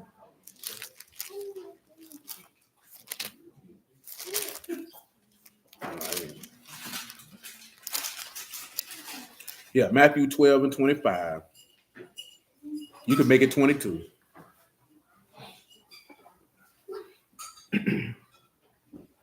Then was brought unto him one possessed with a devil, blind and dumb, and he healed him, insomuch that the blind and dumb both spake and saw. And all the people were amazed and said, Is not this the son of David? But when the Pharisees heard, they said, This fellow do not cast out devils. But by who? Beelzebub, the prince of the devils. And Yahusha Knew their thoughts and said unto them, every kingdom divided against itself is brought to desolation. Every city or house divided against itself shall not stand. And if Hashatan cast out Hashatan, he is divided against himself. How shall then his kingdom stand? Go ahead. And if I by Beelzebub cast out devils, by whom do your children cast them out? Therefore they shall be your judges. But if I cast out devils by the Ruach of Alahym, then the Malkuth of Alahym is come unto you. or else, How can one enter into a strong man's house and spoil his except goods? he do what? He first bind the strong man, and then he will spoil his house. So this what Satan want to do is bind your faith, then he can come in and spoil it. You know what I'm talking about? He can't, if you a strong man, how he gonna break into your house? Because he said he keep you in perfect peace who mind is stayed on you because he trusts in you. Trust in Yahuwah, for trust in Yahuwah is everlasting strength. The joy of Yahuwah is your strength. How can the strong man be overcome unless he's bound? They couldn't overcome Samson until they bound him. When they bound him, that's when they plucked his eyes out. You know what I'm saying? But when he was unbound, there was nothing that they could do with him.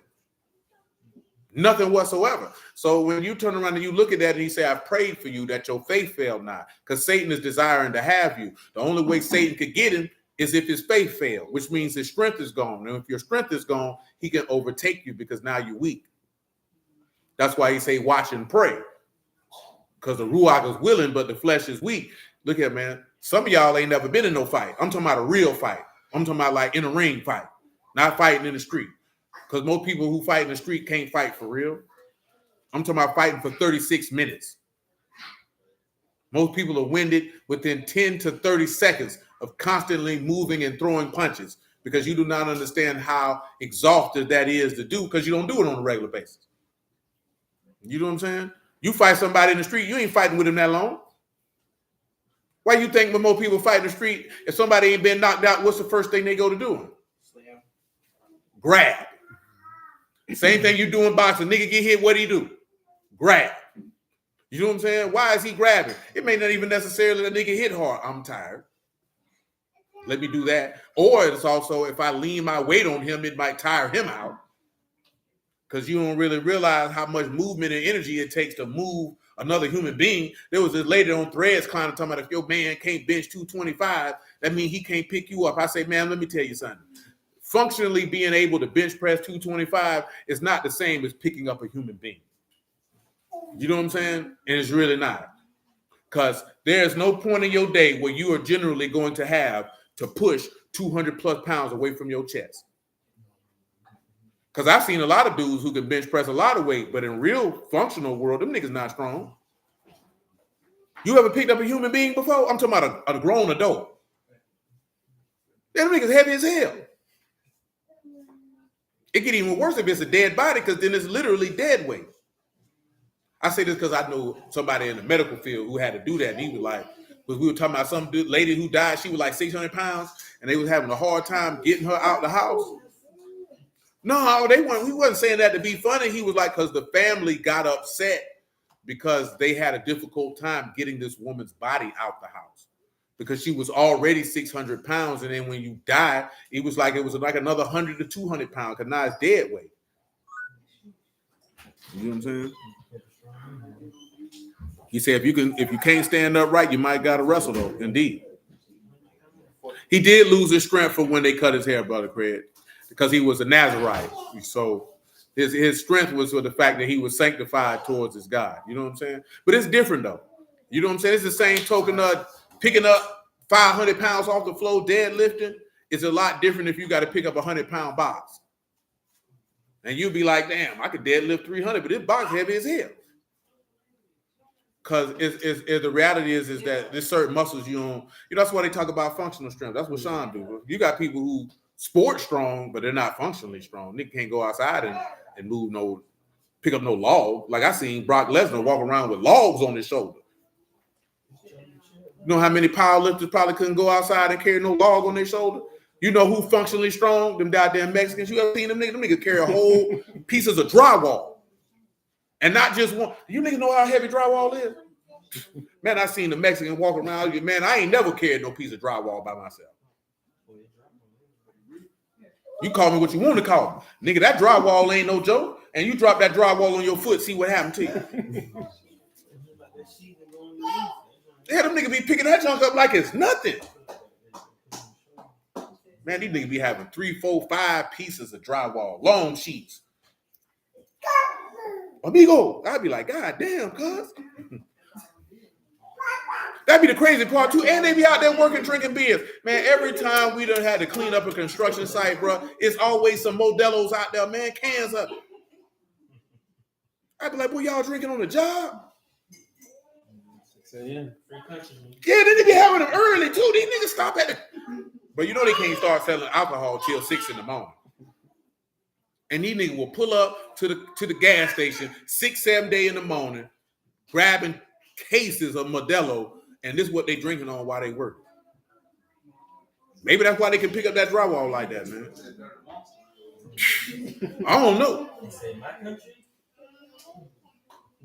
But I was amazed the first time I seen a Mexican carry like, bro, drywall is not light. And I'm talking about drywall, if it fall on your foot, that junk can literally separate your toes from your foot. No, for real. Straight up. Would you say that bag of cement hard to lift at? And it's not. What? Well, I hate doing cement, bro. Them bags of cement are literally 50 to 100 pounds a bag. Make a man at you. He said, until you could throw a refrigerator on your shoulder, miss me with that 315. Look at man, ain't no average nigga picking up no refrigerator. Nigga not picking up that refrigerator. I can tell you that right now. You know what I'm saying? My man's hit me up when he was like, he wanted me to come remove a refrigerator from his house. He said, hold on. I don't even want you to come out here, man. Let me say this refrigerator 700 pounds. Let me show you the picture this time. Nah, he did. He had already told me that. Oh, Civic the only one can see it. Man, look how big this refrigerator is, bro. Look how big that refrigerator is. Wide body. You see this here? Who picking that up? Look at this. You see this here, man? This man said it's gonna take about 4 of y'all. Empty. Empty. He said the Mexicans' hands tough. They like punching trees. Lord have mercy. That nigga said punching trees. Now you strong as hell. You can pick up a refrigerator, but you know what I'm saying. But in general, in life, there's going to be a rare occasion in that there's anything you can do in your everyday life where you're going to be pushing weight away from your chest. You know what I'm saying? Now it's different. Now, if you really want to see how strong a nigga is, really, if he can shoulder press his body weight, because there can be times when you pick something up and press it overhead and day-to-day life, but you ain't laying on your back pushing off no weight unless you're a freak.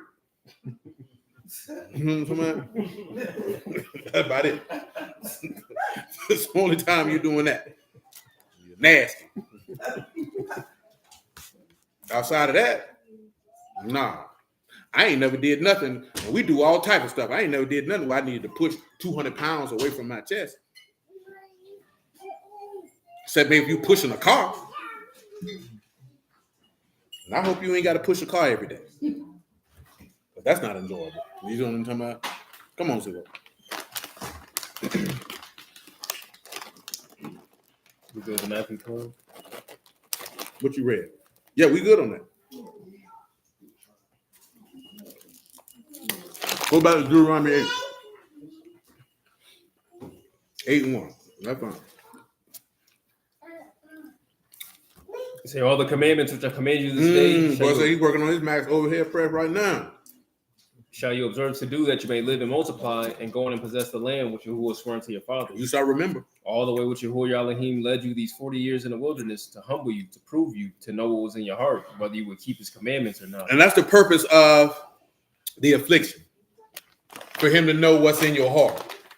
That's why he say when persecution or tribulation arrive because of the word, people get offended.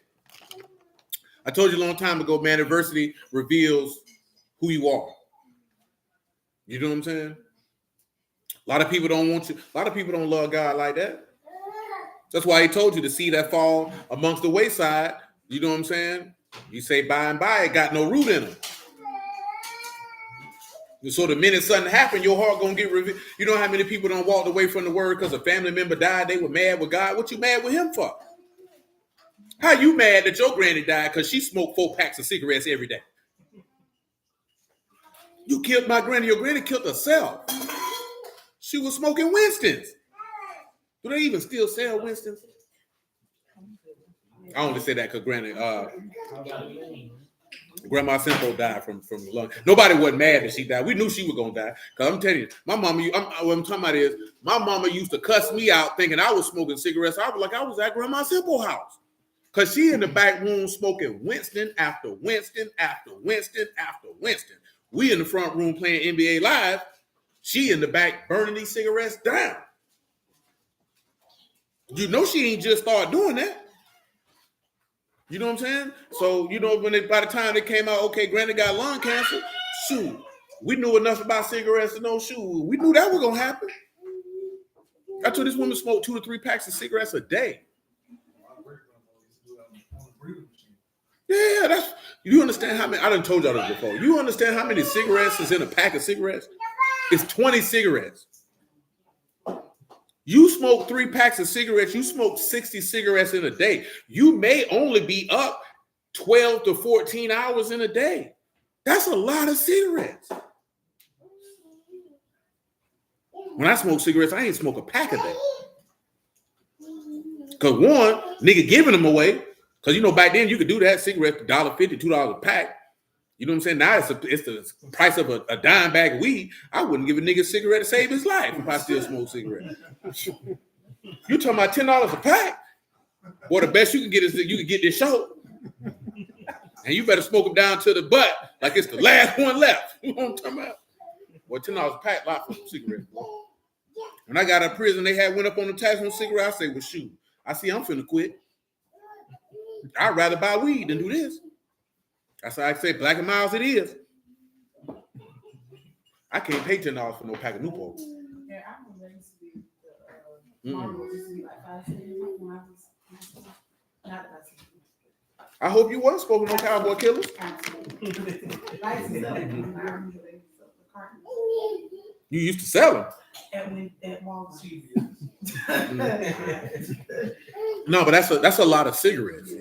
You don't, but we don't be looking at that, right? Now, some people be upset. Oh, like, okay, say my grandma died, she had a heart attack.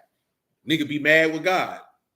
You know what I'm saying? But you don't even be knowing. Maybe she had, well, clearly, I would have known my grandma older. Clearly, she would have had a proclivity to have a heart attack because she had a stroke before. You know what I'm saying? So usually that type of stuff happens. I think it was somebody famous just died. They said that person had like 4 strokes back to back. Because that's how Gotti died. He had a stroke. But he had a stroke because he had diabetes. He didn't take his diabetes seriously. You know what I'm saying? And some people die like that because they don't take care of themselves. You know what I'm saying? Then some people get mad because your people died in a car accident. You know what I'm saying? What God had to do with the fact that another nigga can't drive? Then some people be mad because your people got murdered. The Lord ain't got nothing to do with the fact that this nigga a killer. But sometimes it's better to blame God than to be upset with man. You know what I'm saying? And then what did we read last night in Ecclesiastes? It's a time and chance to happen to everybody. Some stuff it ain't because you good. Some stuff it ain't because you evil. Some stuff it ain't because it's God. Some stuff it ain't because it's the devil. Some stuff just happens. You know what I'm saying? And it just is what it is. Ain't no rhyme or reason or purpose for it. Read that for him again. See what I want. Ecclesiastes 9 and what? 11, 12?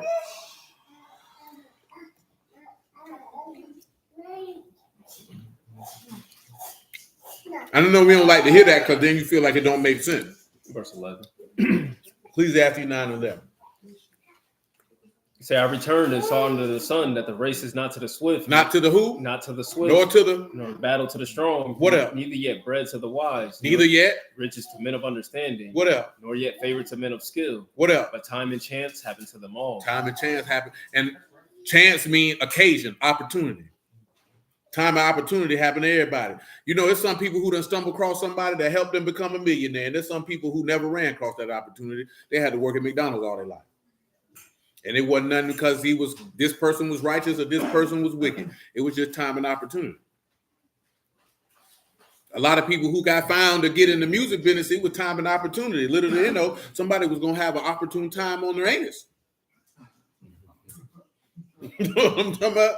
They didn't know that though. They didn't know they had to tell Puffy no. They didn't know that. You got to tell them no. They didn't know that. So now they like that little dude talking about he woke up and his button was sore. He don't know what happened. Now I'm sounding funny with it, but the reality is that's how that happened though. You know what I'm saying? Some people got stumbled upon and found and didn't know that what they thought was an opportunity of a lifetime was going to cause them a lifetime of misery. So Ken definitely had a harder time that they found out one of my childhood homies was killed in our neighborhood. My God, today. Yeah, nigga, I went to high school. JSO just killed him. I knew that white man looked familiar when I seen his face. I said, damn, that white boy looked familiar. I can shoot. You know what I'm saying? Then the dog posted him talking about my basketball teammate went down. I'm like, nah, I remember this. He went to Inglewood with us. That white boy played basketball. That's that dude JSO killed out there in Ocean Way the other day. You know, them people dirty too. They posted that gun with his blood and brain matters on it. They could hell for that. You seen that? Yeah, JSO shot that dude in Ocean Way in the head, man, and then posted the gun that he's supposed to pull on them. Gun had straight blood and brain matter on it. Some places where they posted it at, they blurred the gun out, and the other ones, they just showed it raw. And the crazy part was JSO wasn't arresting him. They was arresting his homeboy. Man, look here, man. I'm not finna be touched. Shoot, he go to jail by himself. Because when number 46 put a bullet in his head. Y'all remember the jit they killed for robbing Family Dollar, and they was mad at JSO talking about he didn't do this. That nigga literally just actively robbed and stole with a gun on him. This was a while back, man. This was over here on what that was, man, off Trout River earlier this year. They put that video out there too when they shot him. You know, they be putting them body cams out. They gonna let you see the whole play. They ain't blurring nothing out neither. You know what I'm saying? They might blur a little bit out on YouTube, but if you watch the actual press conference or you go to JSO website and get it, ain't nothing blurred out. I promise you, when they kill Wu, boy, they ain't blocked nothing out. And they put that on YouTube. They ain't blocked nothing out. Go ahead.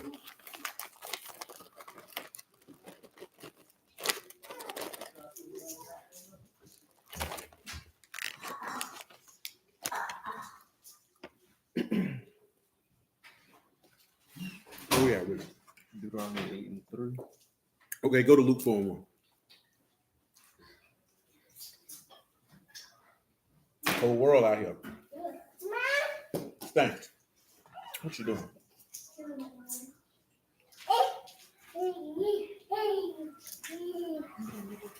Saying Yahushua being full of the Ruach HaKodesh returned from Jordan and was led by the Ruach into the wilderness, being 40 days tempted of the devil. And in those days he did eat nothing. And when they were ended, he afterward hungered. And the devil said unto him, What he said? You be the son of Alahym, command this stone that it be made bread. Okay, can anybody remember what this means? Or you be the son of God, turn these stones into bread. And bring the covenant in the path before the time. Yahushua answered him, saying, It is written that man shall not live by bread alone, But every word. of Alahym. We're going to read that in Deuteronomy 8 in a moment. And the devil, taking him up into a high mountain, showed unto him all the kingdoms of the world in a moment of time. And the devil said unto him, All this power will I give you, and the esteem of them, for that is delivered unto me, and to whomsoever I will, I give it. If you therefore will worship me, all shall be yours. You do what? If you therefore will worship me, all shall be yours. What else? Yahushua answered and said unto him, Get you behind me, Hashatan, for it is written, You shall worship Yahuwah your Alahym, and him only shall you serve. What else? And he brought him to Jerusalem and set him on a pinnacle of the temple. And said unto him, If you be the son of Alahym, cast yourself down from here. For it is written, He shall give his Malachim charge over you to keep you. And in their hands they shall bear you up, lest at any time you dash your foot against a stone. Yahushua answering said unto him, It is said, You shall not tempt the Lord your Alahym. That's right. When the devil had ended all the temptation, he departed from him for a season. So this is all the testing. He said departed for him for a what? For a season. Season mean for a time. That means he's going to come back. So now I'm going to ask you this question. When did his temptation begin at the last? Where can you pinpoint it textually? Because remember, he said, you are those who were with me in my temptations. So that means aside from this temptation, because the apostles weren't there, there was obviously temptations that they were there to witness in between that. But what's the last temptation? You know about that album? What God? Indeed. But where did it start at, though? Indeed. Can you tell me what verse? You know about that album, Last Temptation? I remember that. That was 1999. That album was trash.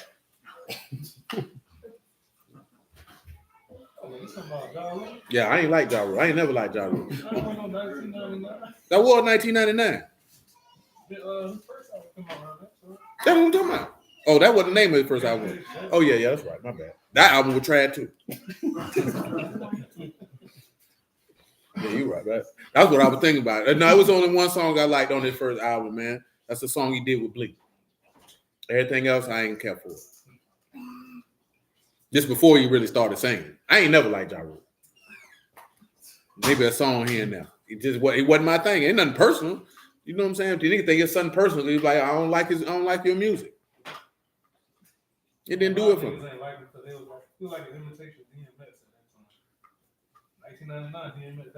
He did. It was just for me like, nah. I remember, his holla holla. No, they didn't do nothing for me.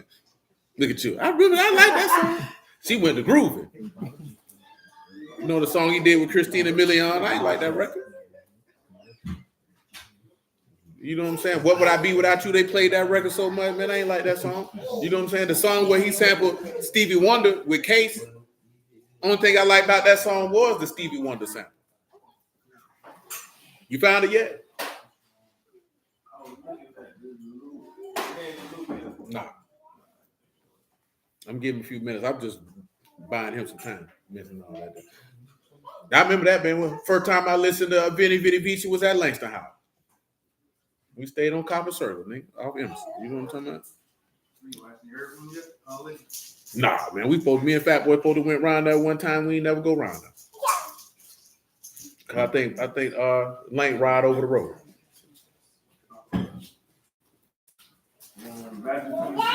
Nah.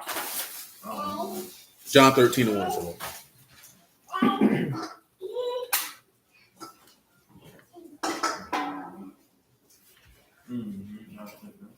Now, before the Feast of the Passover. Hold on. You know what funny, boy? My homeboy told me the other day when our homeboy, I had son of him this clip.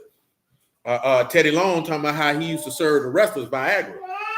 And the Undertaker put him in wrestler's court. My homeboy was like, yeah, man, the other homeboy said he served the Undertaker one time. I was like, hell no. So he walked in there, he was geeked up on the wall. Didn't know how to act. So he's like, it's the Undertaker in here. Whole time Undertaker a junkie. Ain't that something? It's the world we live in. That's how he was able to roll them eyes in the back of his head. On that door. John 13:1, man. Say now before the Feast of the Passover, when Yahushua knew that his hour was come, that he should depart out of this world unto the Abba, having loved his own, which were in the world, he loved them unto the end. Mm-hmm. And supper being ended. Supper being what? Being ended. What happened? The devil now having put into the heart of Judas Iscariot. The devil put in the heart of who? Of Judas Iscariot. The heart of who? Judas Iscariot. To do what? Simon's son, to betray him. Oh, and there goes the final temptation. Because now with this betrayal, pause, because the case in point, now that's where the Matthew 26 come in that he mentioned, right? Who came out with the band of men with swords and staves? Who came out with them? Judas did. And in that instance, what did Peter do? He upped that fire. And then what did the Lord tell Peter? Put it up. No, that's what he said in John. That's what he told Pilate. He said, don't you know I could call for 12 legions of Malachim, but how else would the scripture be fulfilled? Because he getting tested right then. You could be like, you know what? Let's mash on these niggas. Now you being tested, is you going to save yourself and mash on these boys, or is you going to go ahead and suffer and let this book be fulfilled so that your Father be praised and that people can be saved? That's what people don't realize. That's what the temptation about when Satan coming. Go to give me James 4 and 4. Because now this is a true story, and people say this in the church, but they don't be wrong because it's the reality of the situation. I think I told you that before. If Satan already got you, he ain't coming to fool with you. Fool with you for what? You think he come fool with Jay-Z? Probably not. If you take the satanic allegations accurately, because I don't know what that man doing. You know what I'm talking about? But we're just saying what people allege. You think he gonna come messing with him? He ain't got no reason to come mess with him. I already got him. Allegedly, if he do the things that people believe that he doing. Now, you know what I'm saying? I've been moved past that. Oh, the hand signs and all that type of stuff. I don't give a damn about none of that. But I can tell you the people he hanging with worship the devil. And if you hanging with them, I would have to wager that you might be doing what they doing. You know that horrific looking white woman? Yeah. There's a lot of them be hanging with that horrific looking white woman. I can't remember her name. Y'all know she ain't even white. She Indian or something. Yeah. Yeah, you hanging with somebody like that who's a known Satanist, a known sorcerer.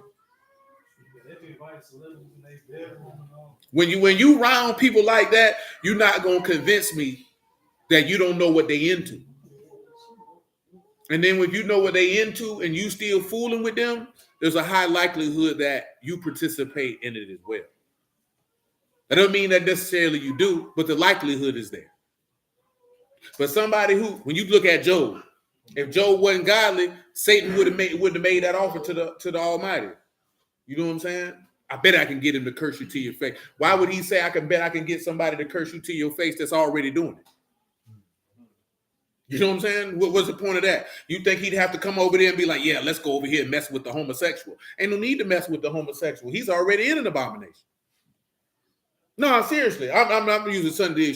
You think he got to come do that and mess with a murderer? Because, I ain't going to lie now. I know niggas who kill people and they say they see the niggas they kill and they sleep. I don't think that's Satan. I think that's that conscience. You know what I'm talking about? And you know what I also believe? You ain't had no business killing that person. That's why that person is, your conscience is haunting you. Because if somebody had to come and try to do something to your people and you had to put a dick in the dirt, I promise you wouldn't see that nigga in your sleep. You know what I'm saying? You'll go to sleep good. If somebody came to do you harm and you had to take them out, I don't know. It might be different because Scott Hall had to justifiably kill somebody and it haunted him for the rest of his life. And that's why he was on drugs. You know what I'm saying? So let me not say that unequivocally because everybody not the same. But I'm just saying in general, if you had to kill somebody and you knew you were justified in doing it as forfeit self-defense, I don't believe the thought of seeing their face would haunt you. But if you around here killing people and you know you ain't had no business killing them people, well, you're going to see them people in your sleep. It's a dude, he got murdered, man. The nigga I was in the county with him. My homeboy used to know him from when he served on Pearl. Man, he said that nigga used to tell him he used to see the niggas he killed while he was on the street. Like walk around and the nigga he killed to pop up behind the car, he seen him. I'd be like, boy, your conscience was on your head, nigga. You know what I'm saying? Like, you know you going to hell. Yeah. I mean, because look at, man, a lot of people, especially with music, niggas talk all that gangster stuff. I've been telling niggas for years, man, you can say what you want to say. It's a whole nother thing to take somebody's life and know you're responsible for taking it. You know what I'm saying? Because you know you a killer when you can do this one particular thing, and that's walk up on a man, look him in his eyes, and take his life and watch him take his last breath. You know what I'm saying? Everybody can't do that. That's why some niggas like to drive by and do it. Or do this or do that. There's very few dudes I will walk up and look you in your eyes and know that when your eyes, when it go black, I was the last thing you seen. And I could watch you die. That's a whole nother thing, man. Everybody ain't made for that. I think in general, with this, like you said, self-defense, I think watching somebody die, it's going to affect you some kind of way. They might not be that drastic. I just know talking to niggas in the military where like they trained to do it, and they doing it to protect themselves or whatever. That's why the boy be messed up when they come back. They jump bottom of period. You know what I'm saying? Even though they try to get on their family, they jump still took a toll. And you know why I believe it took a toll on a lot of them? Because they knew they ain't had no business being over there in the first place. You know what I'm saying? And the stuff that them people be asking them to do that they know they shouldn't be doing, which is some parts that some people in the military don't mention. And a lot of them, they be going through it like that because they've been done killed children. Mm-hmm. You know what I'm saying? And they know they've been done killed children. And that junk be eating at their conscience. They didn't intentionally kill children, but they had to go on certain missions and they know like, hey, children died. You know what I'm saying? But then also, it don't be one body. Them boys be having a stack. You know what I'm saying? The boy might come back and be responsible for 10, 15, 20, 30 kills. That's a hard pill to swallow. And you wonder why the boy come back getting drunk every day. Mistakenly killed like people on their team. Yeah, that's what I mess with. Hitting certain buttons and sending missiles. Might mistakenly kill your own team. That's tough. That's tough. That's tough. You know what I'm saying? That's tough. That's all the way tough, man. You know what I'm saying? The hard is, hard.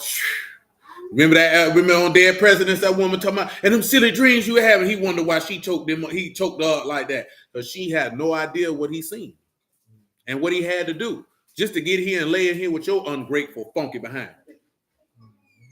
He should have chokeslammed that hoe. Who, man? If you know you done went over there and did all that, and she mocking you, talking about these silly dreams you having, but you see how you just don't know that nigga was mad.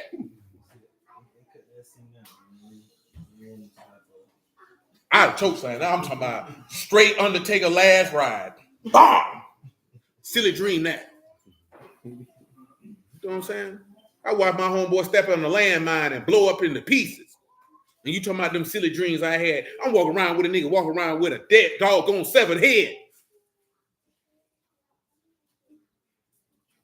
I watched a nigga legs get blown off, ho. You remember that what it like to say, boy, this nigga whole bottom half gone. And you think I'm finna come home normal? And you mad talking about your wee-wee don't work and them silly dreams you having. That's disrespectful. This is what I'm saying, but choke slam, that's disrespectful. It's just like as soon as he got back, it was like he went to prison. He didn't go to prison, man. He went to war. And that's the part I'm talking about the dehumanization. He come back, you don't even see him as a human being. You don't even accept the fact this man was literally in a war zone. This man literally had friends die. He literally had to kill people. And you think he finna come back and want to go on a date and smile and slap five. This nigga's traumatized. Especially if you don't get no job as soon as you get back. You broke and you got to live with that. That's why I ain't never joined. I ain't going over there to deal with that. That nigga messed up in the head. You see how strong he choked up? That nigga, she was scared. And he ain't choke her with one hand, he choked her with both. Man, how many times you done seen a nigga choke a nigga with two hands? Nah, he ain't choke her like this here. That nigga had a hand on the front of the neck and the back of the neck. That's serious. Niggas don't choke nobody. That's like, oh, I just want you to know how to kill you, ho.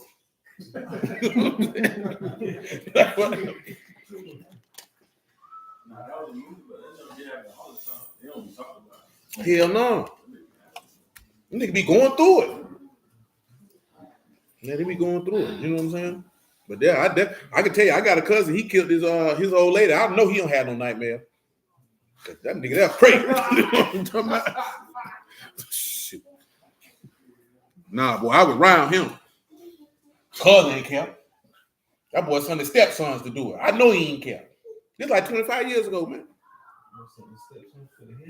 What? They went and did it too, like some dummies. They all got life sentences. Yes. Oh, kids? No.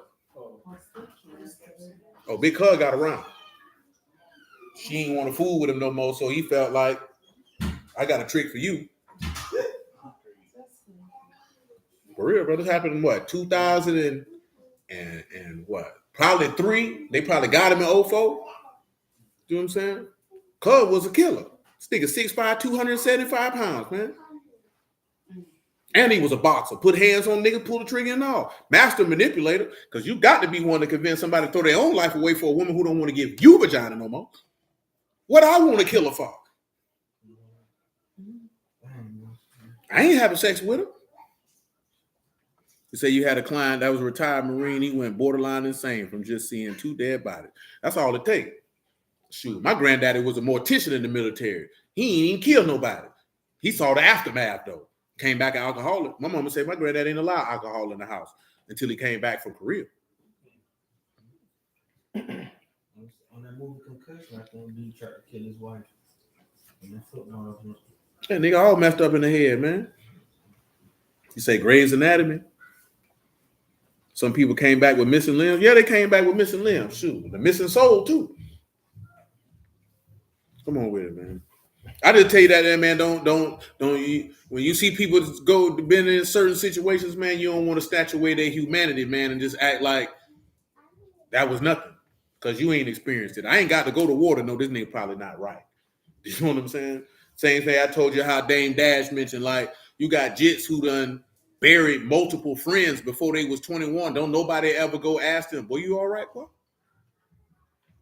You know what I'm saying? You ain't supposed to be 18 years old and have 5, 6 of your peers in the graveyard. That's not normal. You think it ain't gonna be normal after that? I was just playing with you yesterday. Now you in the grave.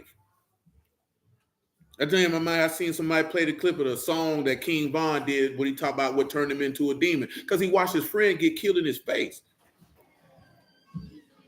You know what I'm saying? That's not to justify what he went and did, but could you imagine how you would feel if one of your best friends was murdered in your face? And what that could turn you into? Because now this man went on a vengeance tour. Now you're boast him up for being a murderer because niggas is retarded in that fashion. But in his mind, I want, because it's in your law, ain't it? What they call him in your law? A revenger of blood. So that the desire to want vengeance for blood, that's not a new concept when it's in the text. If somebody killed your people, that you could catch them and take them out. That's how they nigga be feeling. You killed my brother, I want to kill your people. Or kill you. And people think that's just foreign. It's just human nature. Some people are not ruled by it, others are. You know what I'm saying? Go ahead. It's James 4:4. Listen. So you adulterers and adulteresses, know you not that the friendship of the world is enmity with Alahym? Mm-hmm. Whosoever therefore will be a friend of the world is the enemy of Alahym. Do you think that the scripture saith in vain, the Ruach that dwell in us lust to envy? But he give more grace, wherefore he saith, Alahym resist the proud, and give grace to the humble. What up? Submit yourselves therefore to Alahym, resist the devil. Resist the devil? And he will flee from you. He'll do what? He'll flee from you. He'll do what? Flee from you. Tell him what resist means, man. That's what Yahushua was doing in Luke 4 now. This is what you would have hoped Eve would have done in the garden. Unfortunately, she just didn't have the spiritual fortitude at that time to do so. And this to me, it is to set oneself against, to withstand, resist, oppose, to set against. You got to go ahead and run that fade with it. You know, one of the biggest reasons why a lot of people don't overcome their fears? Because they don't confront them. And you have to confront them. You know what I'm saying? Whatever that might be. And the thing that Satan thrives on more than anything is individuals being a coward. And when we're talking about being a coward, we're not talking about coward in the general sense how it's used, but the explicit definition, which is afraid of confrontation. You know what I'm saying? Satan don't want you to confront him. Now, there are situations we didn't talk about it. Some things you got to flee. Sometimes you got to pull a Joseph. If you know you ain't that strong, you got to get up out of there. You know what I'm saying? See, it's real easy to tell a woman who fat and sloppy that you don't like, babe, put your clothes back on, what you doing? But don't let it be built how you like it. Do you know what I'm saying? And she get butt naked in there. You can't stand in there and fight that. You got to get on up out of there. You got to get on up out of there. You know what I'm saying? And that just be, because what they tell you, they tell you going in there and resist it and standing there. I can't resist that. Them titties looking good. You know what I'm talking about? She looking damn good. I'm going to go to hell. I got to get out of here. Because the only way you can stand in there and not and be able to resist is if you're a homosexual. You know what I'm saying? I used to tell Big Greasy that all the time. He like to say, nah. I tell you, man, let me tell you something real, man. You a man, right? That means you like women. You is not finna tell me that you could lay in the bed with a woman you find physically attractive and not touch her. You might can do it one day. You might can do it two. You ain't finna do it 3 weeks straight. Let you wake up in the morning one day and your blood flow is working properly. You know what I'm talking about? And you wake up like that, and she happened to be half naked. Maybe a cheek poking out. Maybe you see a little side boob. Yeah, it's going down. You know what I'm saying? It's going down because you're a human being. So yeah, you can't do that, man. Sometimes you gotta get up out of there. But when Satan comes to you trying to test your faith, though, you gotta stand fast, look him in the face, and run that faith. You gotta run that fade. I want you to go to 1 Peter 5:8. Yeah, you gotta run that fade, man. Because a lot of people, you know, they set you up for failure. Some things you gotta get up out of there. We talked about that before. Some things you gotta get up out of there. You know, you just stop smoking and drinking. It's not, and let's just say, right, it's not to say we holding the task like most people say smoking and drinking is a sin. But this is the thing. When you participate in that type of activities, it leads to other activities or leads to you in being locations that you ought not to be, which can lead to other activities that's against the will of God. It's a domino effect. You know what I'm saying? So you don't want to put yourself in that position, and you don't want to give the appearance of evil. You don't want to give somebody the appearance to say something against your God. Oh, that nigga was back there smoking a cigarette. He back there smoking weed. He back there smoking Molly. Oh, people be ready.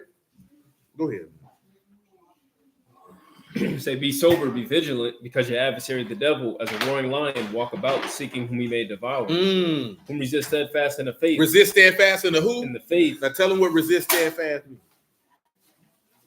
Resist, that's the same word. The antistimate, that is to set oneself against, to withstand. Resist, oppose. Opposing. Steadfast. Those are the same word. And then steadfast is stereos, strong, firm, immovable, solid. So you have to impose him, and you have to be immovable and solid in your opposition. I mean, you got to be solid in your faith to oppose him. That's why he say, I prayed for you that your faith fail not. When you solid in your faith, you can be strong and fight. But when you weak in your faith, you can't fight. You ever seen a little boy when he was young, man, that boy was scared to fight? He got beat up. Ephesians 6:10, since we talking about fighting. You done seen little boys get, hopefully you wasn't that little boy who got beat up.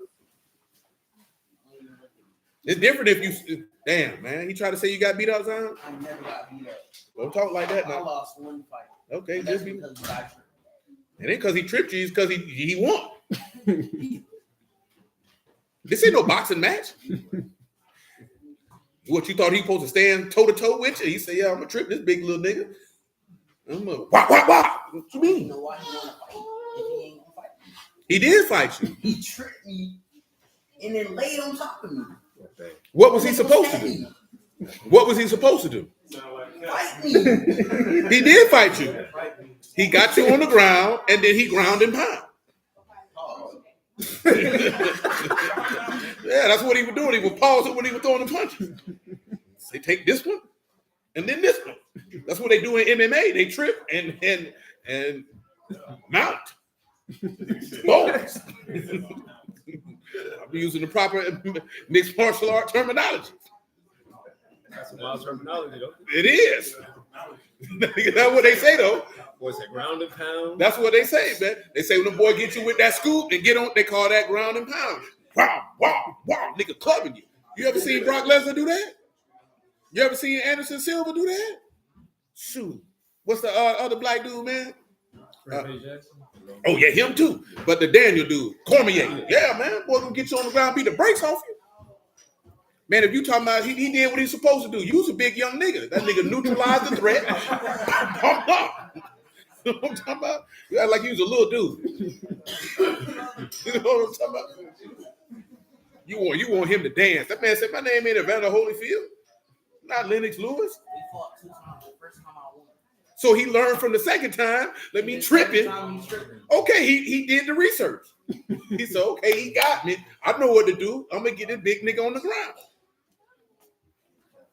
Yeah, you thought he was going to stand in there and let you go toe-to-toe and whoop him again. He said, I know what he can't hit me at if he on the ground.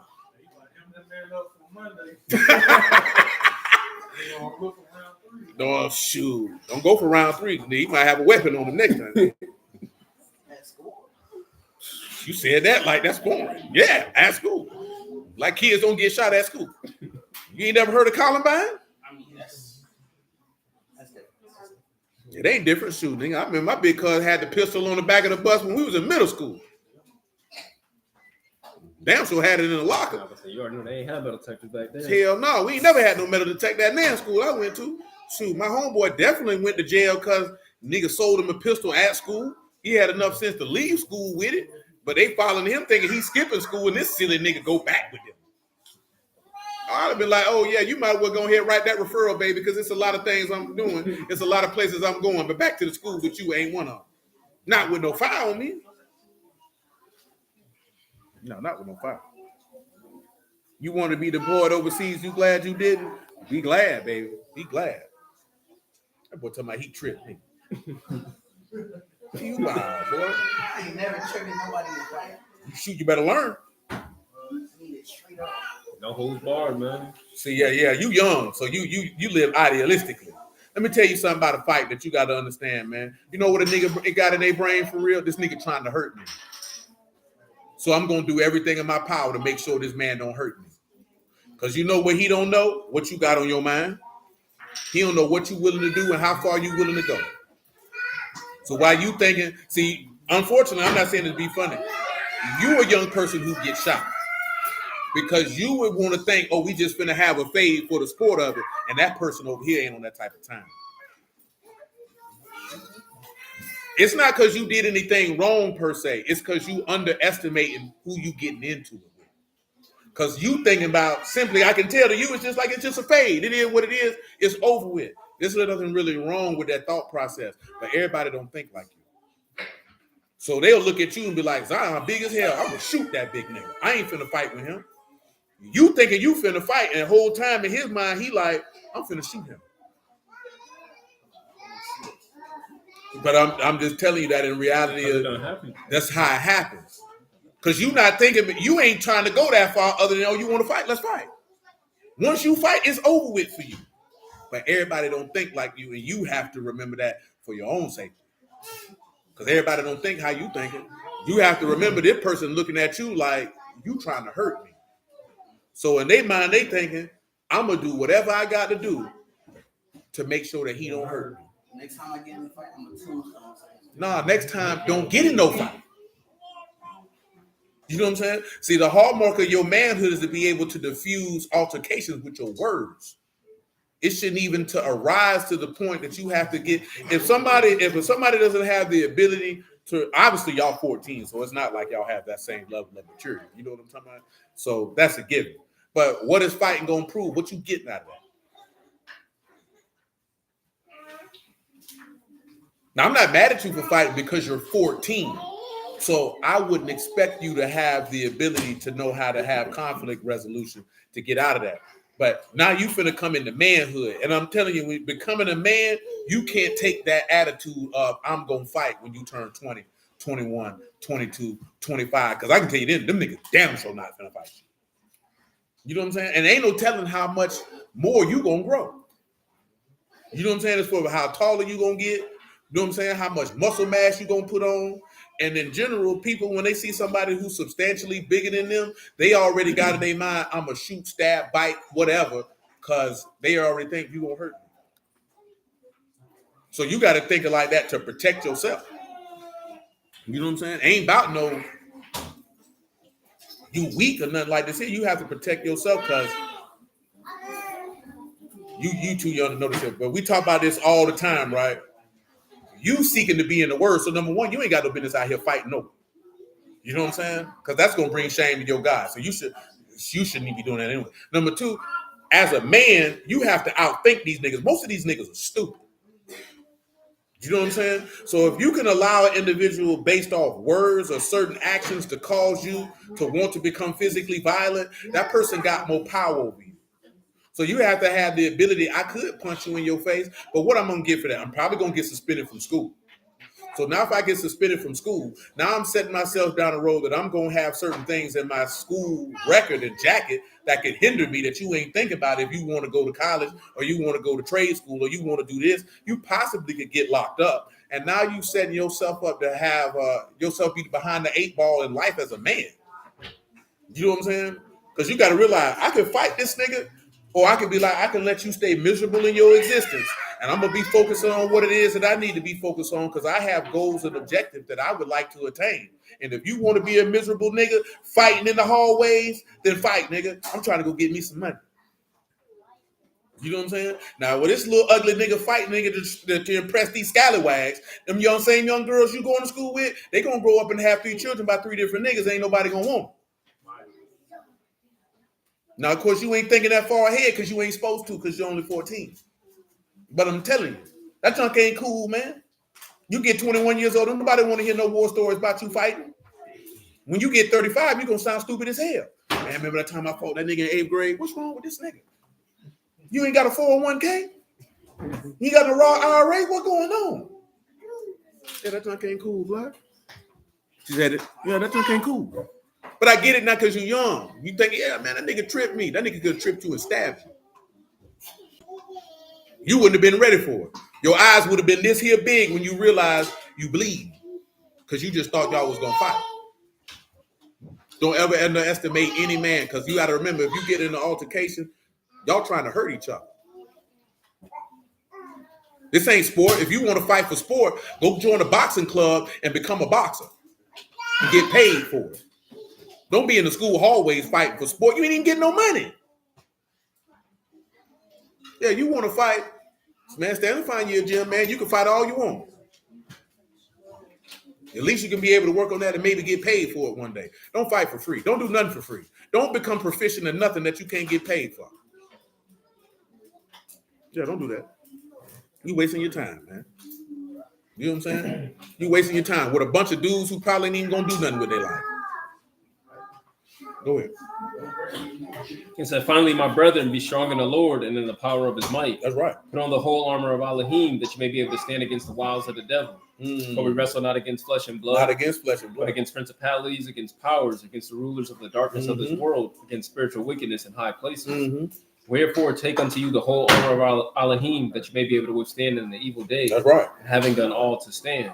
Stand therefore, having your loins girded about with truth, having on a breastplate of righteousness, and your feet shod with the preparation of the gospel of shalom. Above all, taking the shield of faith, wherewith you shall be able to quench all the fiery darts of the wicked.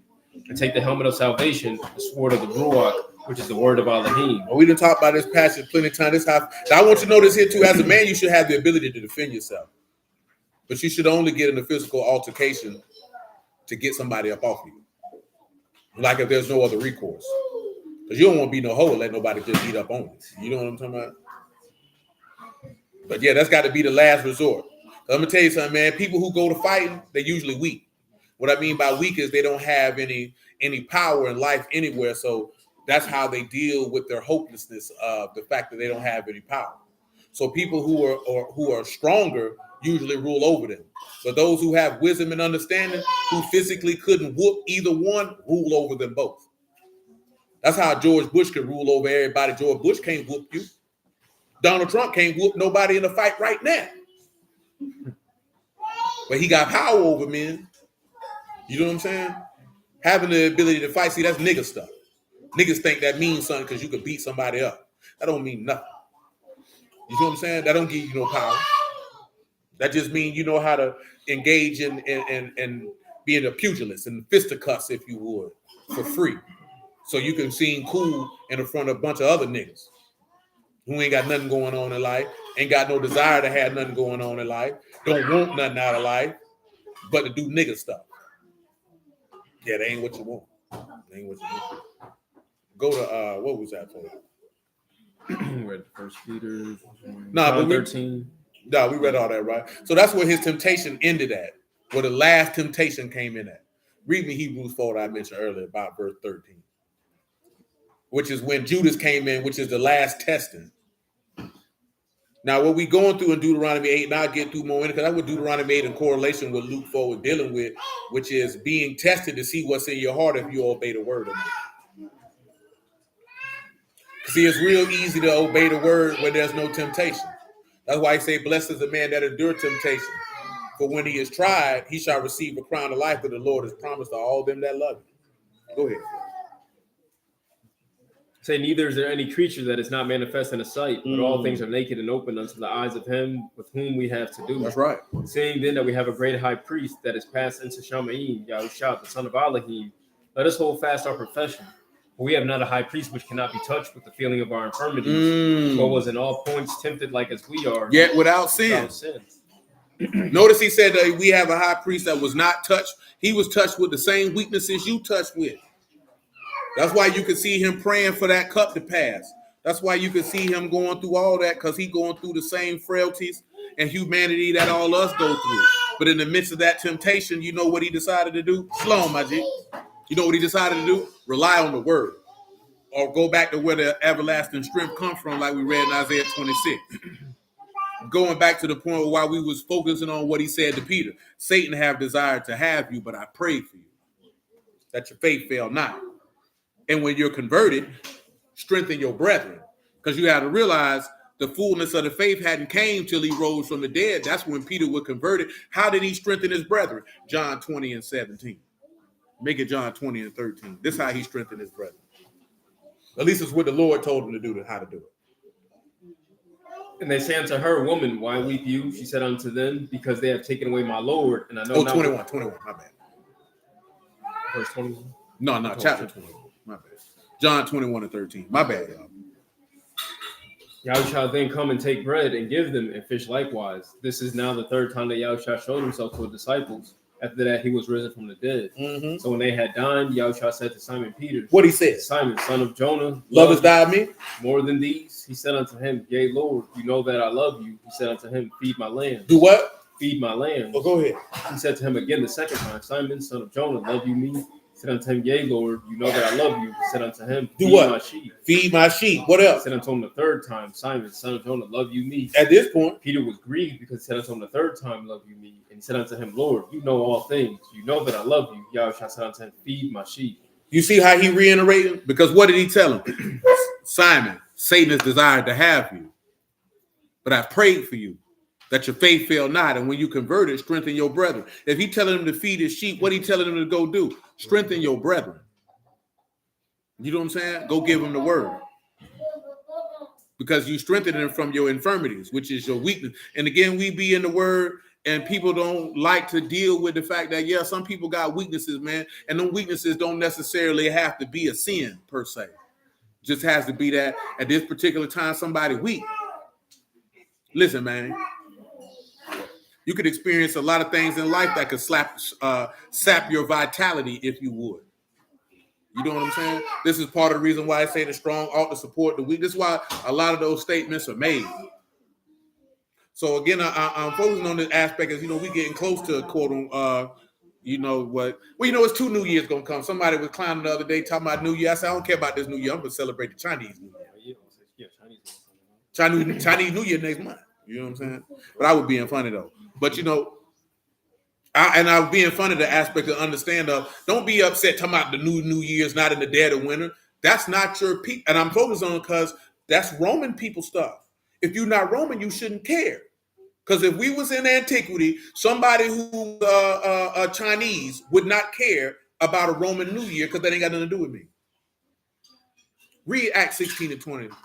I reference it all the time. I just want you to hear what it say. Just like the Muslims got their New Year, I don't see you up and on about that. When he said this is the beginning of months for you, he didn't say them. He said you. You have to deal with the fact that these people New Year because you in their land. Go ahead. And brought them to the magistrate, saying, These men, being Yahudim, do exceedingly trouble our city, and teach customs which are not lawful for us to receive, neither to observe, being Romans. Tell them what customs mean, man. He said it's not lawful for us to even receive these customs. He didn't even say just to do them. He said we can't even take them. This is ethos, that is a custom or usage prescribed by law, institute, prescription, or right. So he said, man, they teaching laws that ain't even good for us to receive, much less do. Now that's wild, ain't it? Go to Esther 3 and 8 then.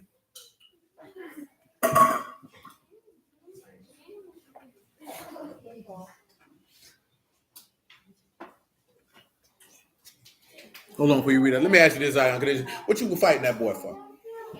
He just kept saying a lot of things, and I did not like Kenya.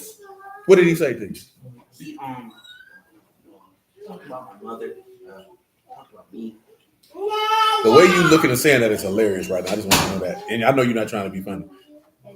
It's like television responses. It's funny to What is so okay, cool. I'm gonna give you an example, right? He said something about your mama, right? Let me ask you this here. Do he know your mama? He's seen her. No, I didn't ask you that. Does he know her? Yeah. He's talked to her. Does he know your mama? So why would you give a damn what he say about your mama? Now listen, bro. No, listen. No, you're not young and stupid. You were young and normal. You having a anger response to somebody saying something disrespectful to your mother doesn't make you stupid. It makes you a human being. What I'm telling you this is to give you perspective. That boy don't know your mama. So, case in point, I didn't did this before. Somebody, that's why your mama sucked penis. And I'm supposed to get upset because you said that, nigga. You don't know my mama. Nigga, I don't even know you. And if she did, what am I get mad about? What if she was? You know what I'm saying? No, I'm just saying like that. What if now you done went out here and threw your life away, and she really was doing that. But that's not the point. The point is, he don't know your mom. So you can say what you want to say. Just don't put your hands on me. But you having a response to defend your mother's honor, there's nothing wrong with that. Now, what did he say disrespectful to you? He said that's like, we just talked about my weight, you know. And I can understand that. Clearly, that's a sore spot for you. So this is what I want you to understand, right? Nigga can make their mouth fry fish. You cannot allow the words of another person to have power over you to get you to do something that you normally wouldn't do. At that point, that person got more power over you than you have over yourself. Now, you're not wrong in no shape, form, or fashion. I want you to understand that. If he said something about your weight, that's a sore spot for you. I understand that. You're not wrong for saying, man, I hit you in your mouth. Man, don't talk about me like that, because that bothered you. Okay, you talking about my mama, man, don't talk about I love my mama. Nigga, what's wrong with you? There's nothing wrong with that. As you age and becoming a man, you have to realize them just words. And if you allow somebody's words to dictate how you feel about yourself or how you respond, then you just don't know who you are as a man. And you probably don't, because you're still a child. You know what I'm saying? So there's nothing wrong with that. I just want you to understand that. I'm just trying to give you some game. Don't let a nigga run his mouth and throw you off your square. Okay, you say my mama fat. So what? What that mean to me? Now, the second one, you have to do the things to where, okay, if something about your weight bother you, because clearly it's not that he said something about it, because it clearly bothers you even if nobody said nothing. You know what I'm saying? That's something internally with yourself. Then you have to look inside yourself as a young man and say, well, what can I do to make something that bothers me not bother me no more? So how can I take control and say, okay, if I don't like my weight, what can I do to take control of that to where I'm not overweight anymore? To where I look at myself and I'll be like, dang, I don't like the way that I look. And then when somebody says something to you about it, now you get upset and now you have an adversarial response. You feel what I'm saying? So what does that mean? Go run. Go do some pull-ups. Go do some dips. Go do some push-ups. Go stand into the weight room. You know what I'm saying? Get the confidence and discipline you need from working on something that you feel like you have it's not an insecurity. That's not the word I'm looking for. I can't recall the word that I'm looking for, but it's definitely not insecurity, though. You know what I'm saying? But it could be, because that means you lack confidence in that area, and turn it into something that, okay, I feel better about myself because I took control of something and I did something about it. You know what I'm saying? That's just part about being a man, because that's in your control. You know what I'm saying? You can control that. That means you can eat better, you can go to sleep, you can work out, you can play ball. You know what I'm saying? Whatever it is, that way nobody can have. And then, because that's normal. That's not abnormal, bro. Because you at that age where subconscious. That's the word I'm looking for. You subconscious by that. You know what I'm saying? So if he say that's why you're fat and you got titties, you like this here. Okay, I'm punching on your mouth. That's a sore spot for me, sir. You shouldn't have said that. I hurt my feelings. You know what I'm saying? But that's real though, and ain't nothing wrong with that. If that hurts your feelings, because you're a human being, you allowed that bothered me. I didn't like the fact that you said that. So now I'm gonna punch you in your face. There's a better way to deal with that, and that's take control of it to where nobody can't say. They be like, "Boy, that boy Zion swole, boy. I see you, boy." You can't say nothing about it. You know what I'm saying? But yeah, that's not. You weren't young and stupid, man. You a human being. Look at grown people fight about stuff like this. You know what I'm saying? You know how many niggas done said something? That's why your breath stink. Now he mad. He knew his breath was stink. Now he want to fight about it. You know how many grown people are subconscious about the way that they look, and how somebody can say something to them, they can make them go get high, go get drunk, overeat, do all type of stuff. That's just being human, man. But don't let a nigga do that to you. Because I'm going to tell you something. I was in prison with a dude, man. He punched a dude one time. You know what happened to him? That nigga fell, hit the ground, and died. Because got 15 years in prison and 15 years on paper. He didn't go around there trying to kill him. And sometimes you don't think something like that can happen in a fight, but sometimes it can. You know what I'm saying? And all it takes is a split second that could seriously alter and damage the course of your life. You know what I'm saying? That's all it takes. So you got to think about that sometimes. Every action you make, there's a consequence to it. Sometimes good, sometimes bad. You know what I'm saying? So sometimes you got to look at a situation and be like, if I do this, is the outcome worth it? You feel me? Like I could beat this dude up, but I probably get suspended from school. Then I'm gonna have to deal with my people. I'm gonna lose this. I'm gonna lose that. The juice ain't worth the squeeze. So then you just be like, you know what? You got it, bro. Or you can learn to do the time-honored tradition that is done in Jacksonville, Florida. You know what that is? Get your jokes up, nigga. Get your jokes up. Oh, you got jokes? I got jokes for you. Look at you, little ugly look, and go from there. The jokes will make a nigga leave you alone. Look at King. He said, I got jokes for niggas all day, every day. Jokes make niggas leave you alone. You know what I'm saying? For real. Go ahead. Said Haman said unto King Xerxes, there is a certain people scattered abroad and dispersed among the people in all the provinces of the kingdom, and their laws are diverse from all people. Their laws are what? Diverse from all people. Notice they say from all who? From all people. So everybody's laws are different. Go ahead. Neither keep they the king's laws, therefore it is not for the king's profit to suffer them. If it please the king. That's good. Now I just wanted y'all to hear the fact that everybody's laws is different. Read verse 3 in Deuteronomy 8. We'll stop there and come back. We're gonna start right here, man.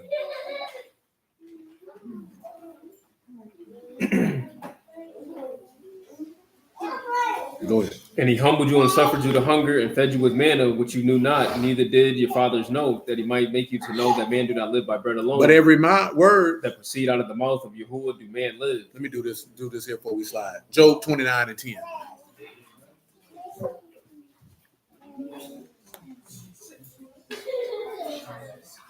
The nobles held their shalom, and their tongues cleaved to the roof of their mouth. When the ear heard me, then it baruched me. When the eye saw me, it gave witness to me. Because I delivered the poor that cried, and the fatherless, and him that had none to help him. The blessing of him that was ready to perish came upon me. And I caused the widow's heart to sing for joy. Sure. I put on righteousness, and it clothed me. My judgment was as a robe and a diadem. I was eyes to the blind, and feet was I to the lame. I was a father to the poor, and the cause which I knew not, I searched out. And I break the jaws of the wicked, and pluck the spoil out of his teeth. Then I said, I shall die in my nest. I shall multiply my... That ain't the verse I wanted, man. Who is that? But I got some stuff with all that there, what we just heard right here, though. We can come back on that. Y'all wouldn't know anything. Hold on. Listen to those, but I think it might be chapter 27.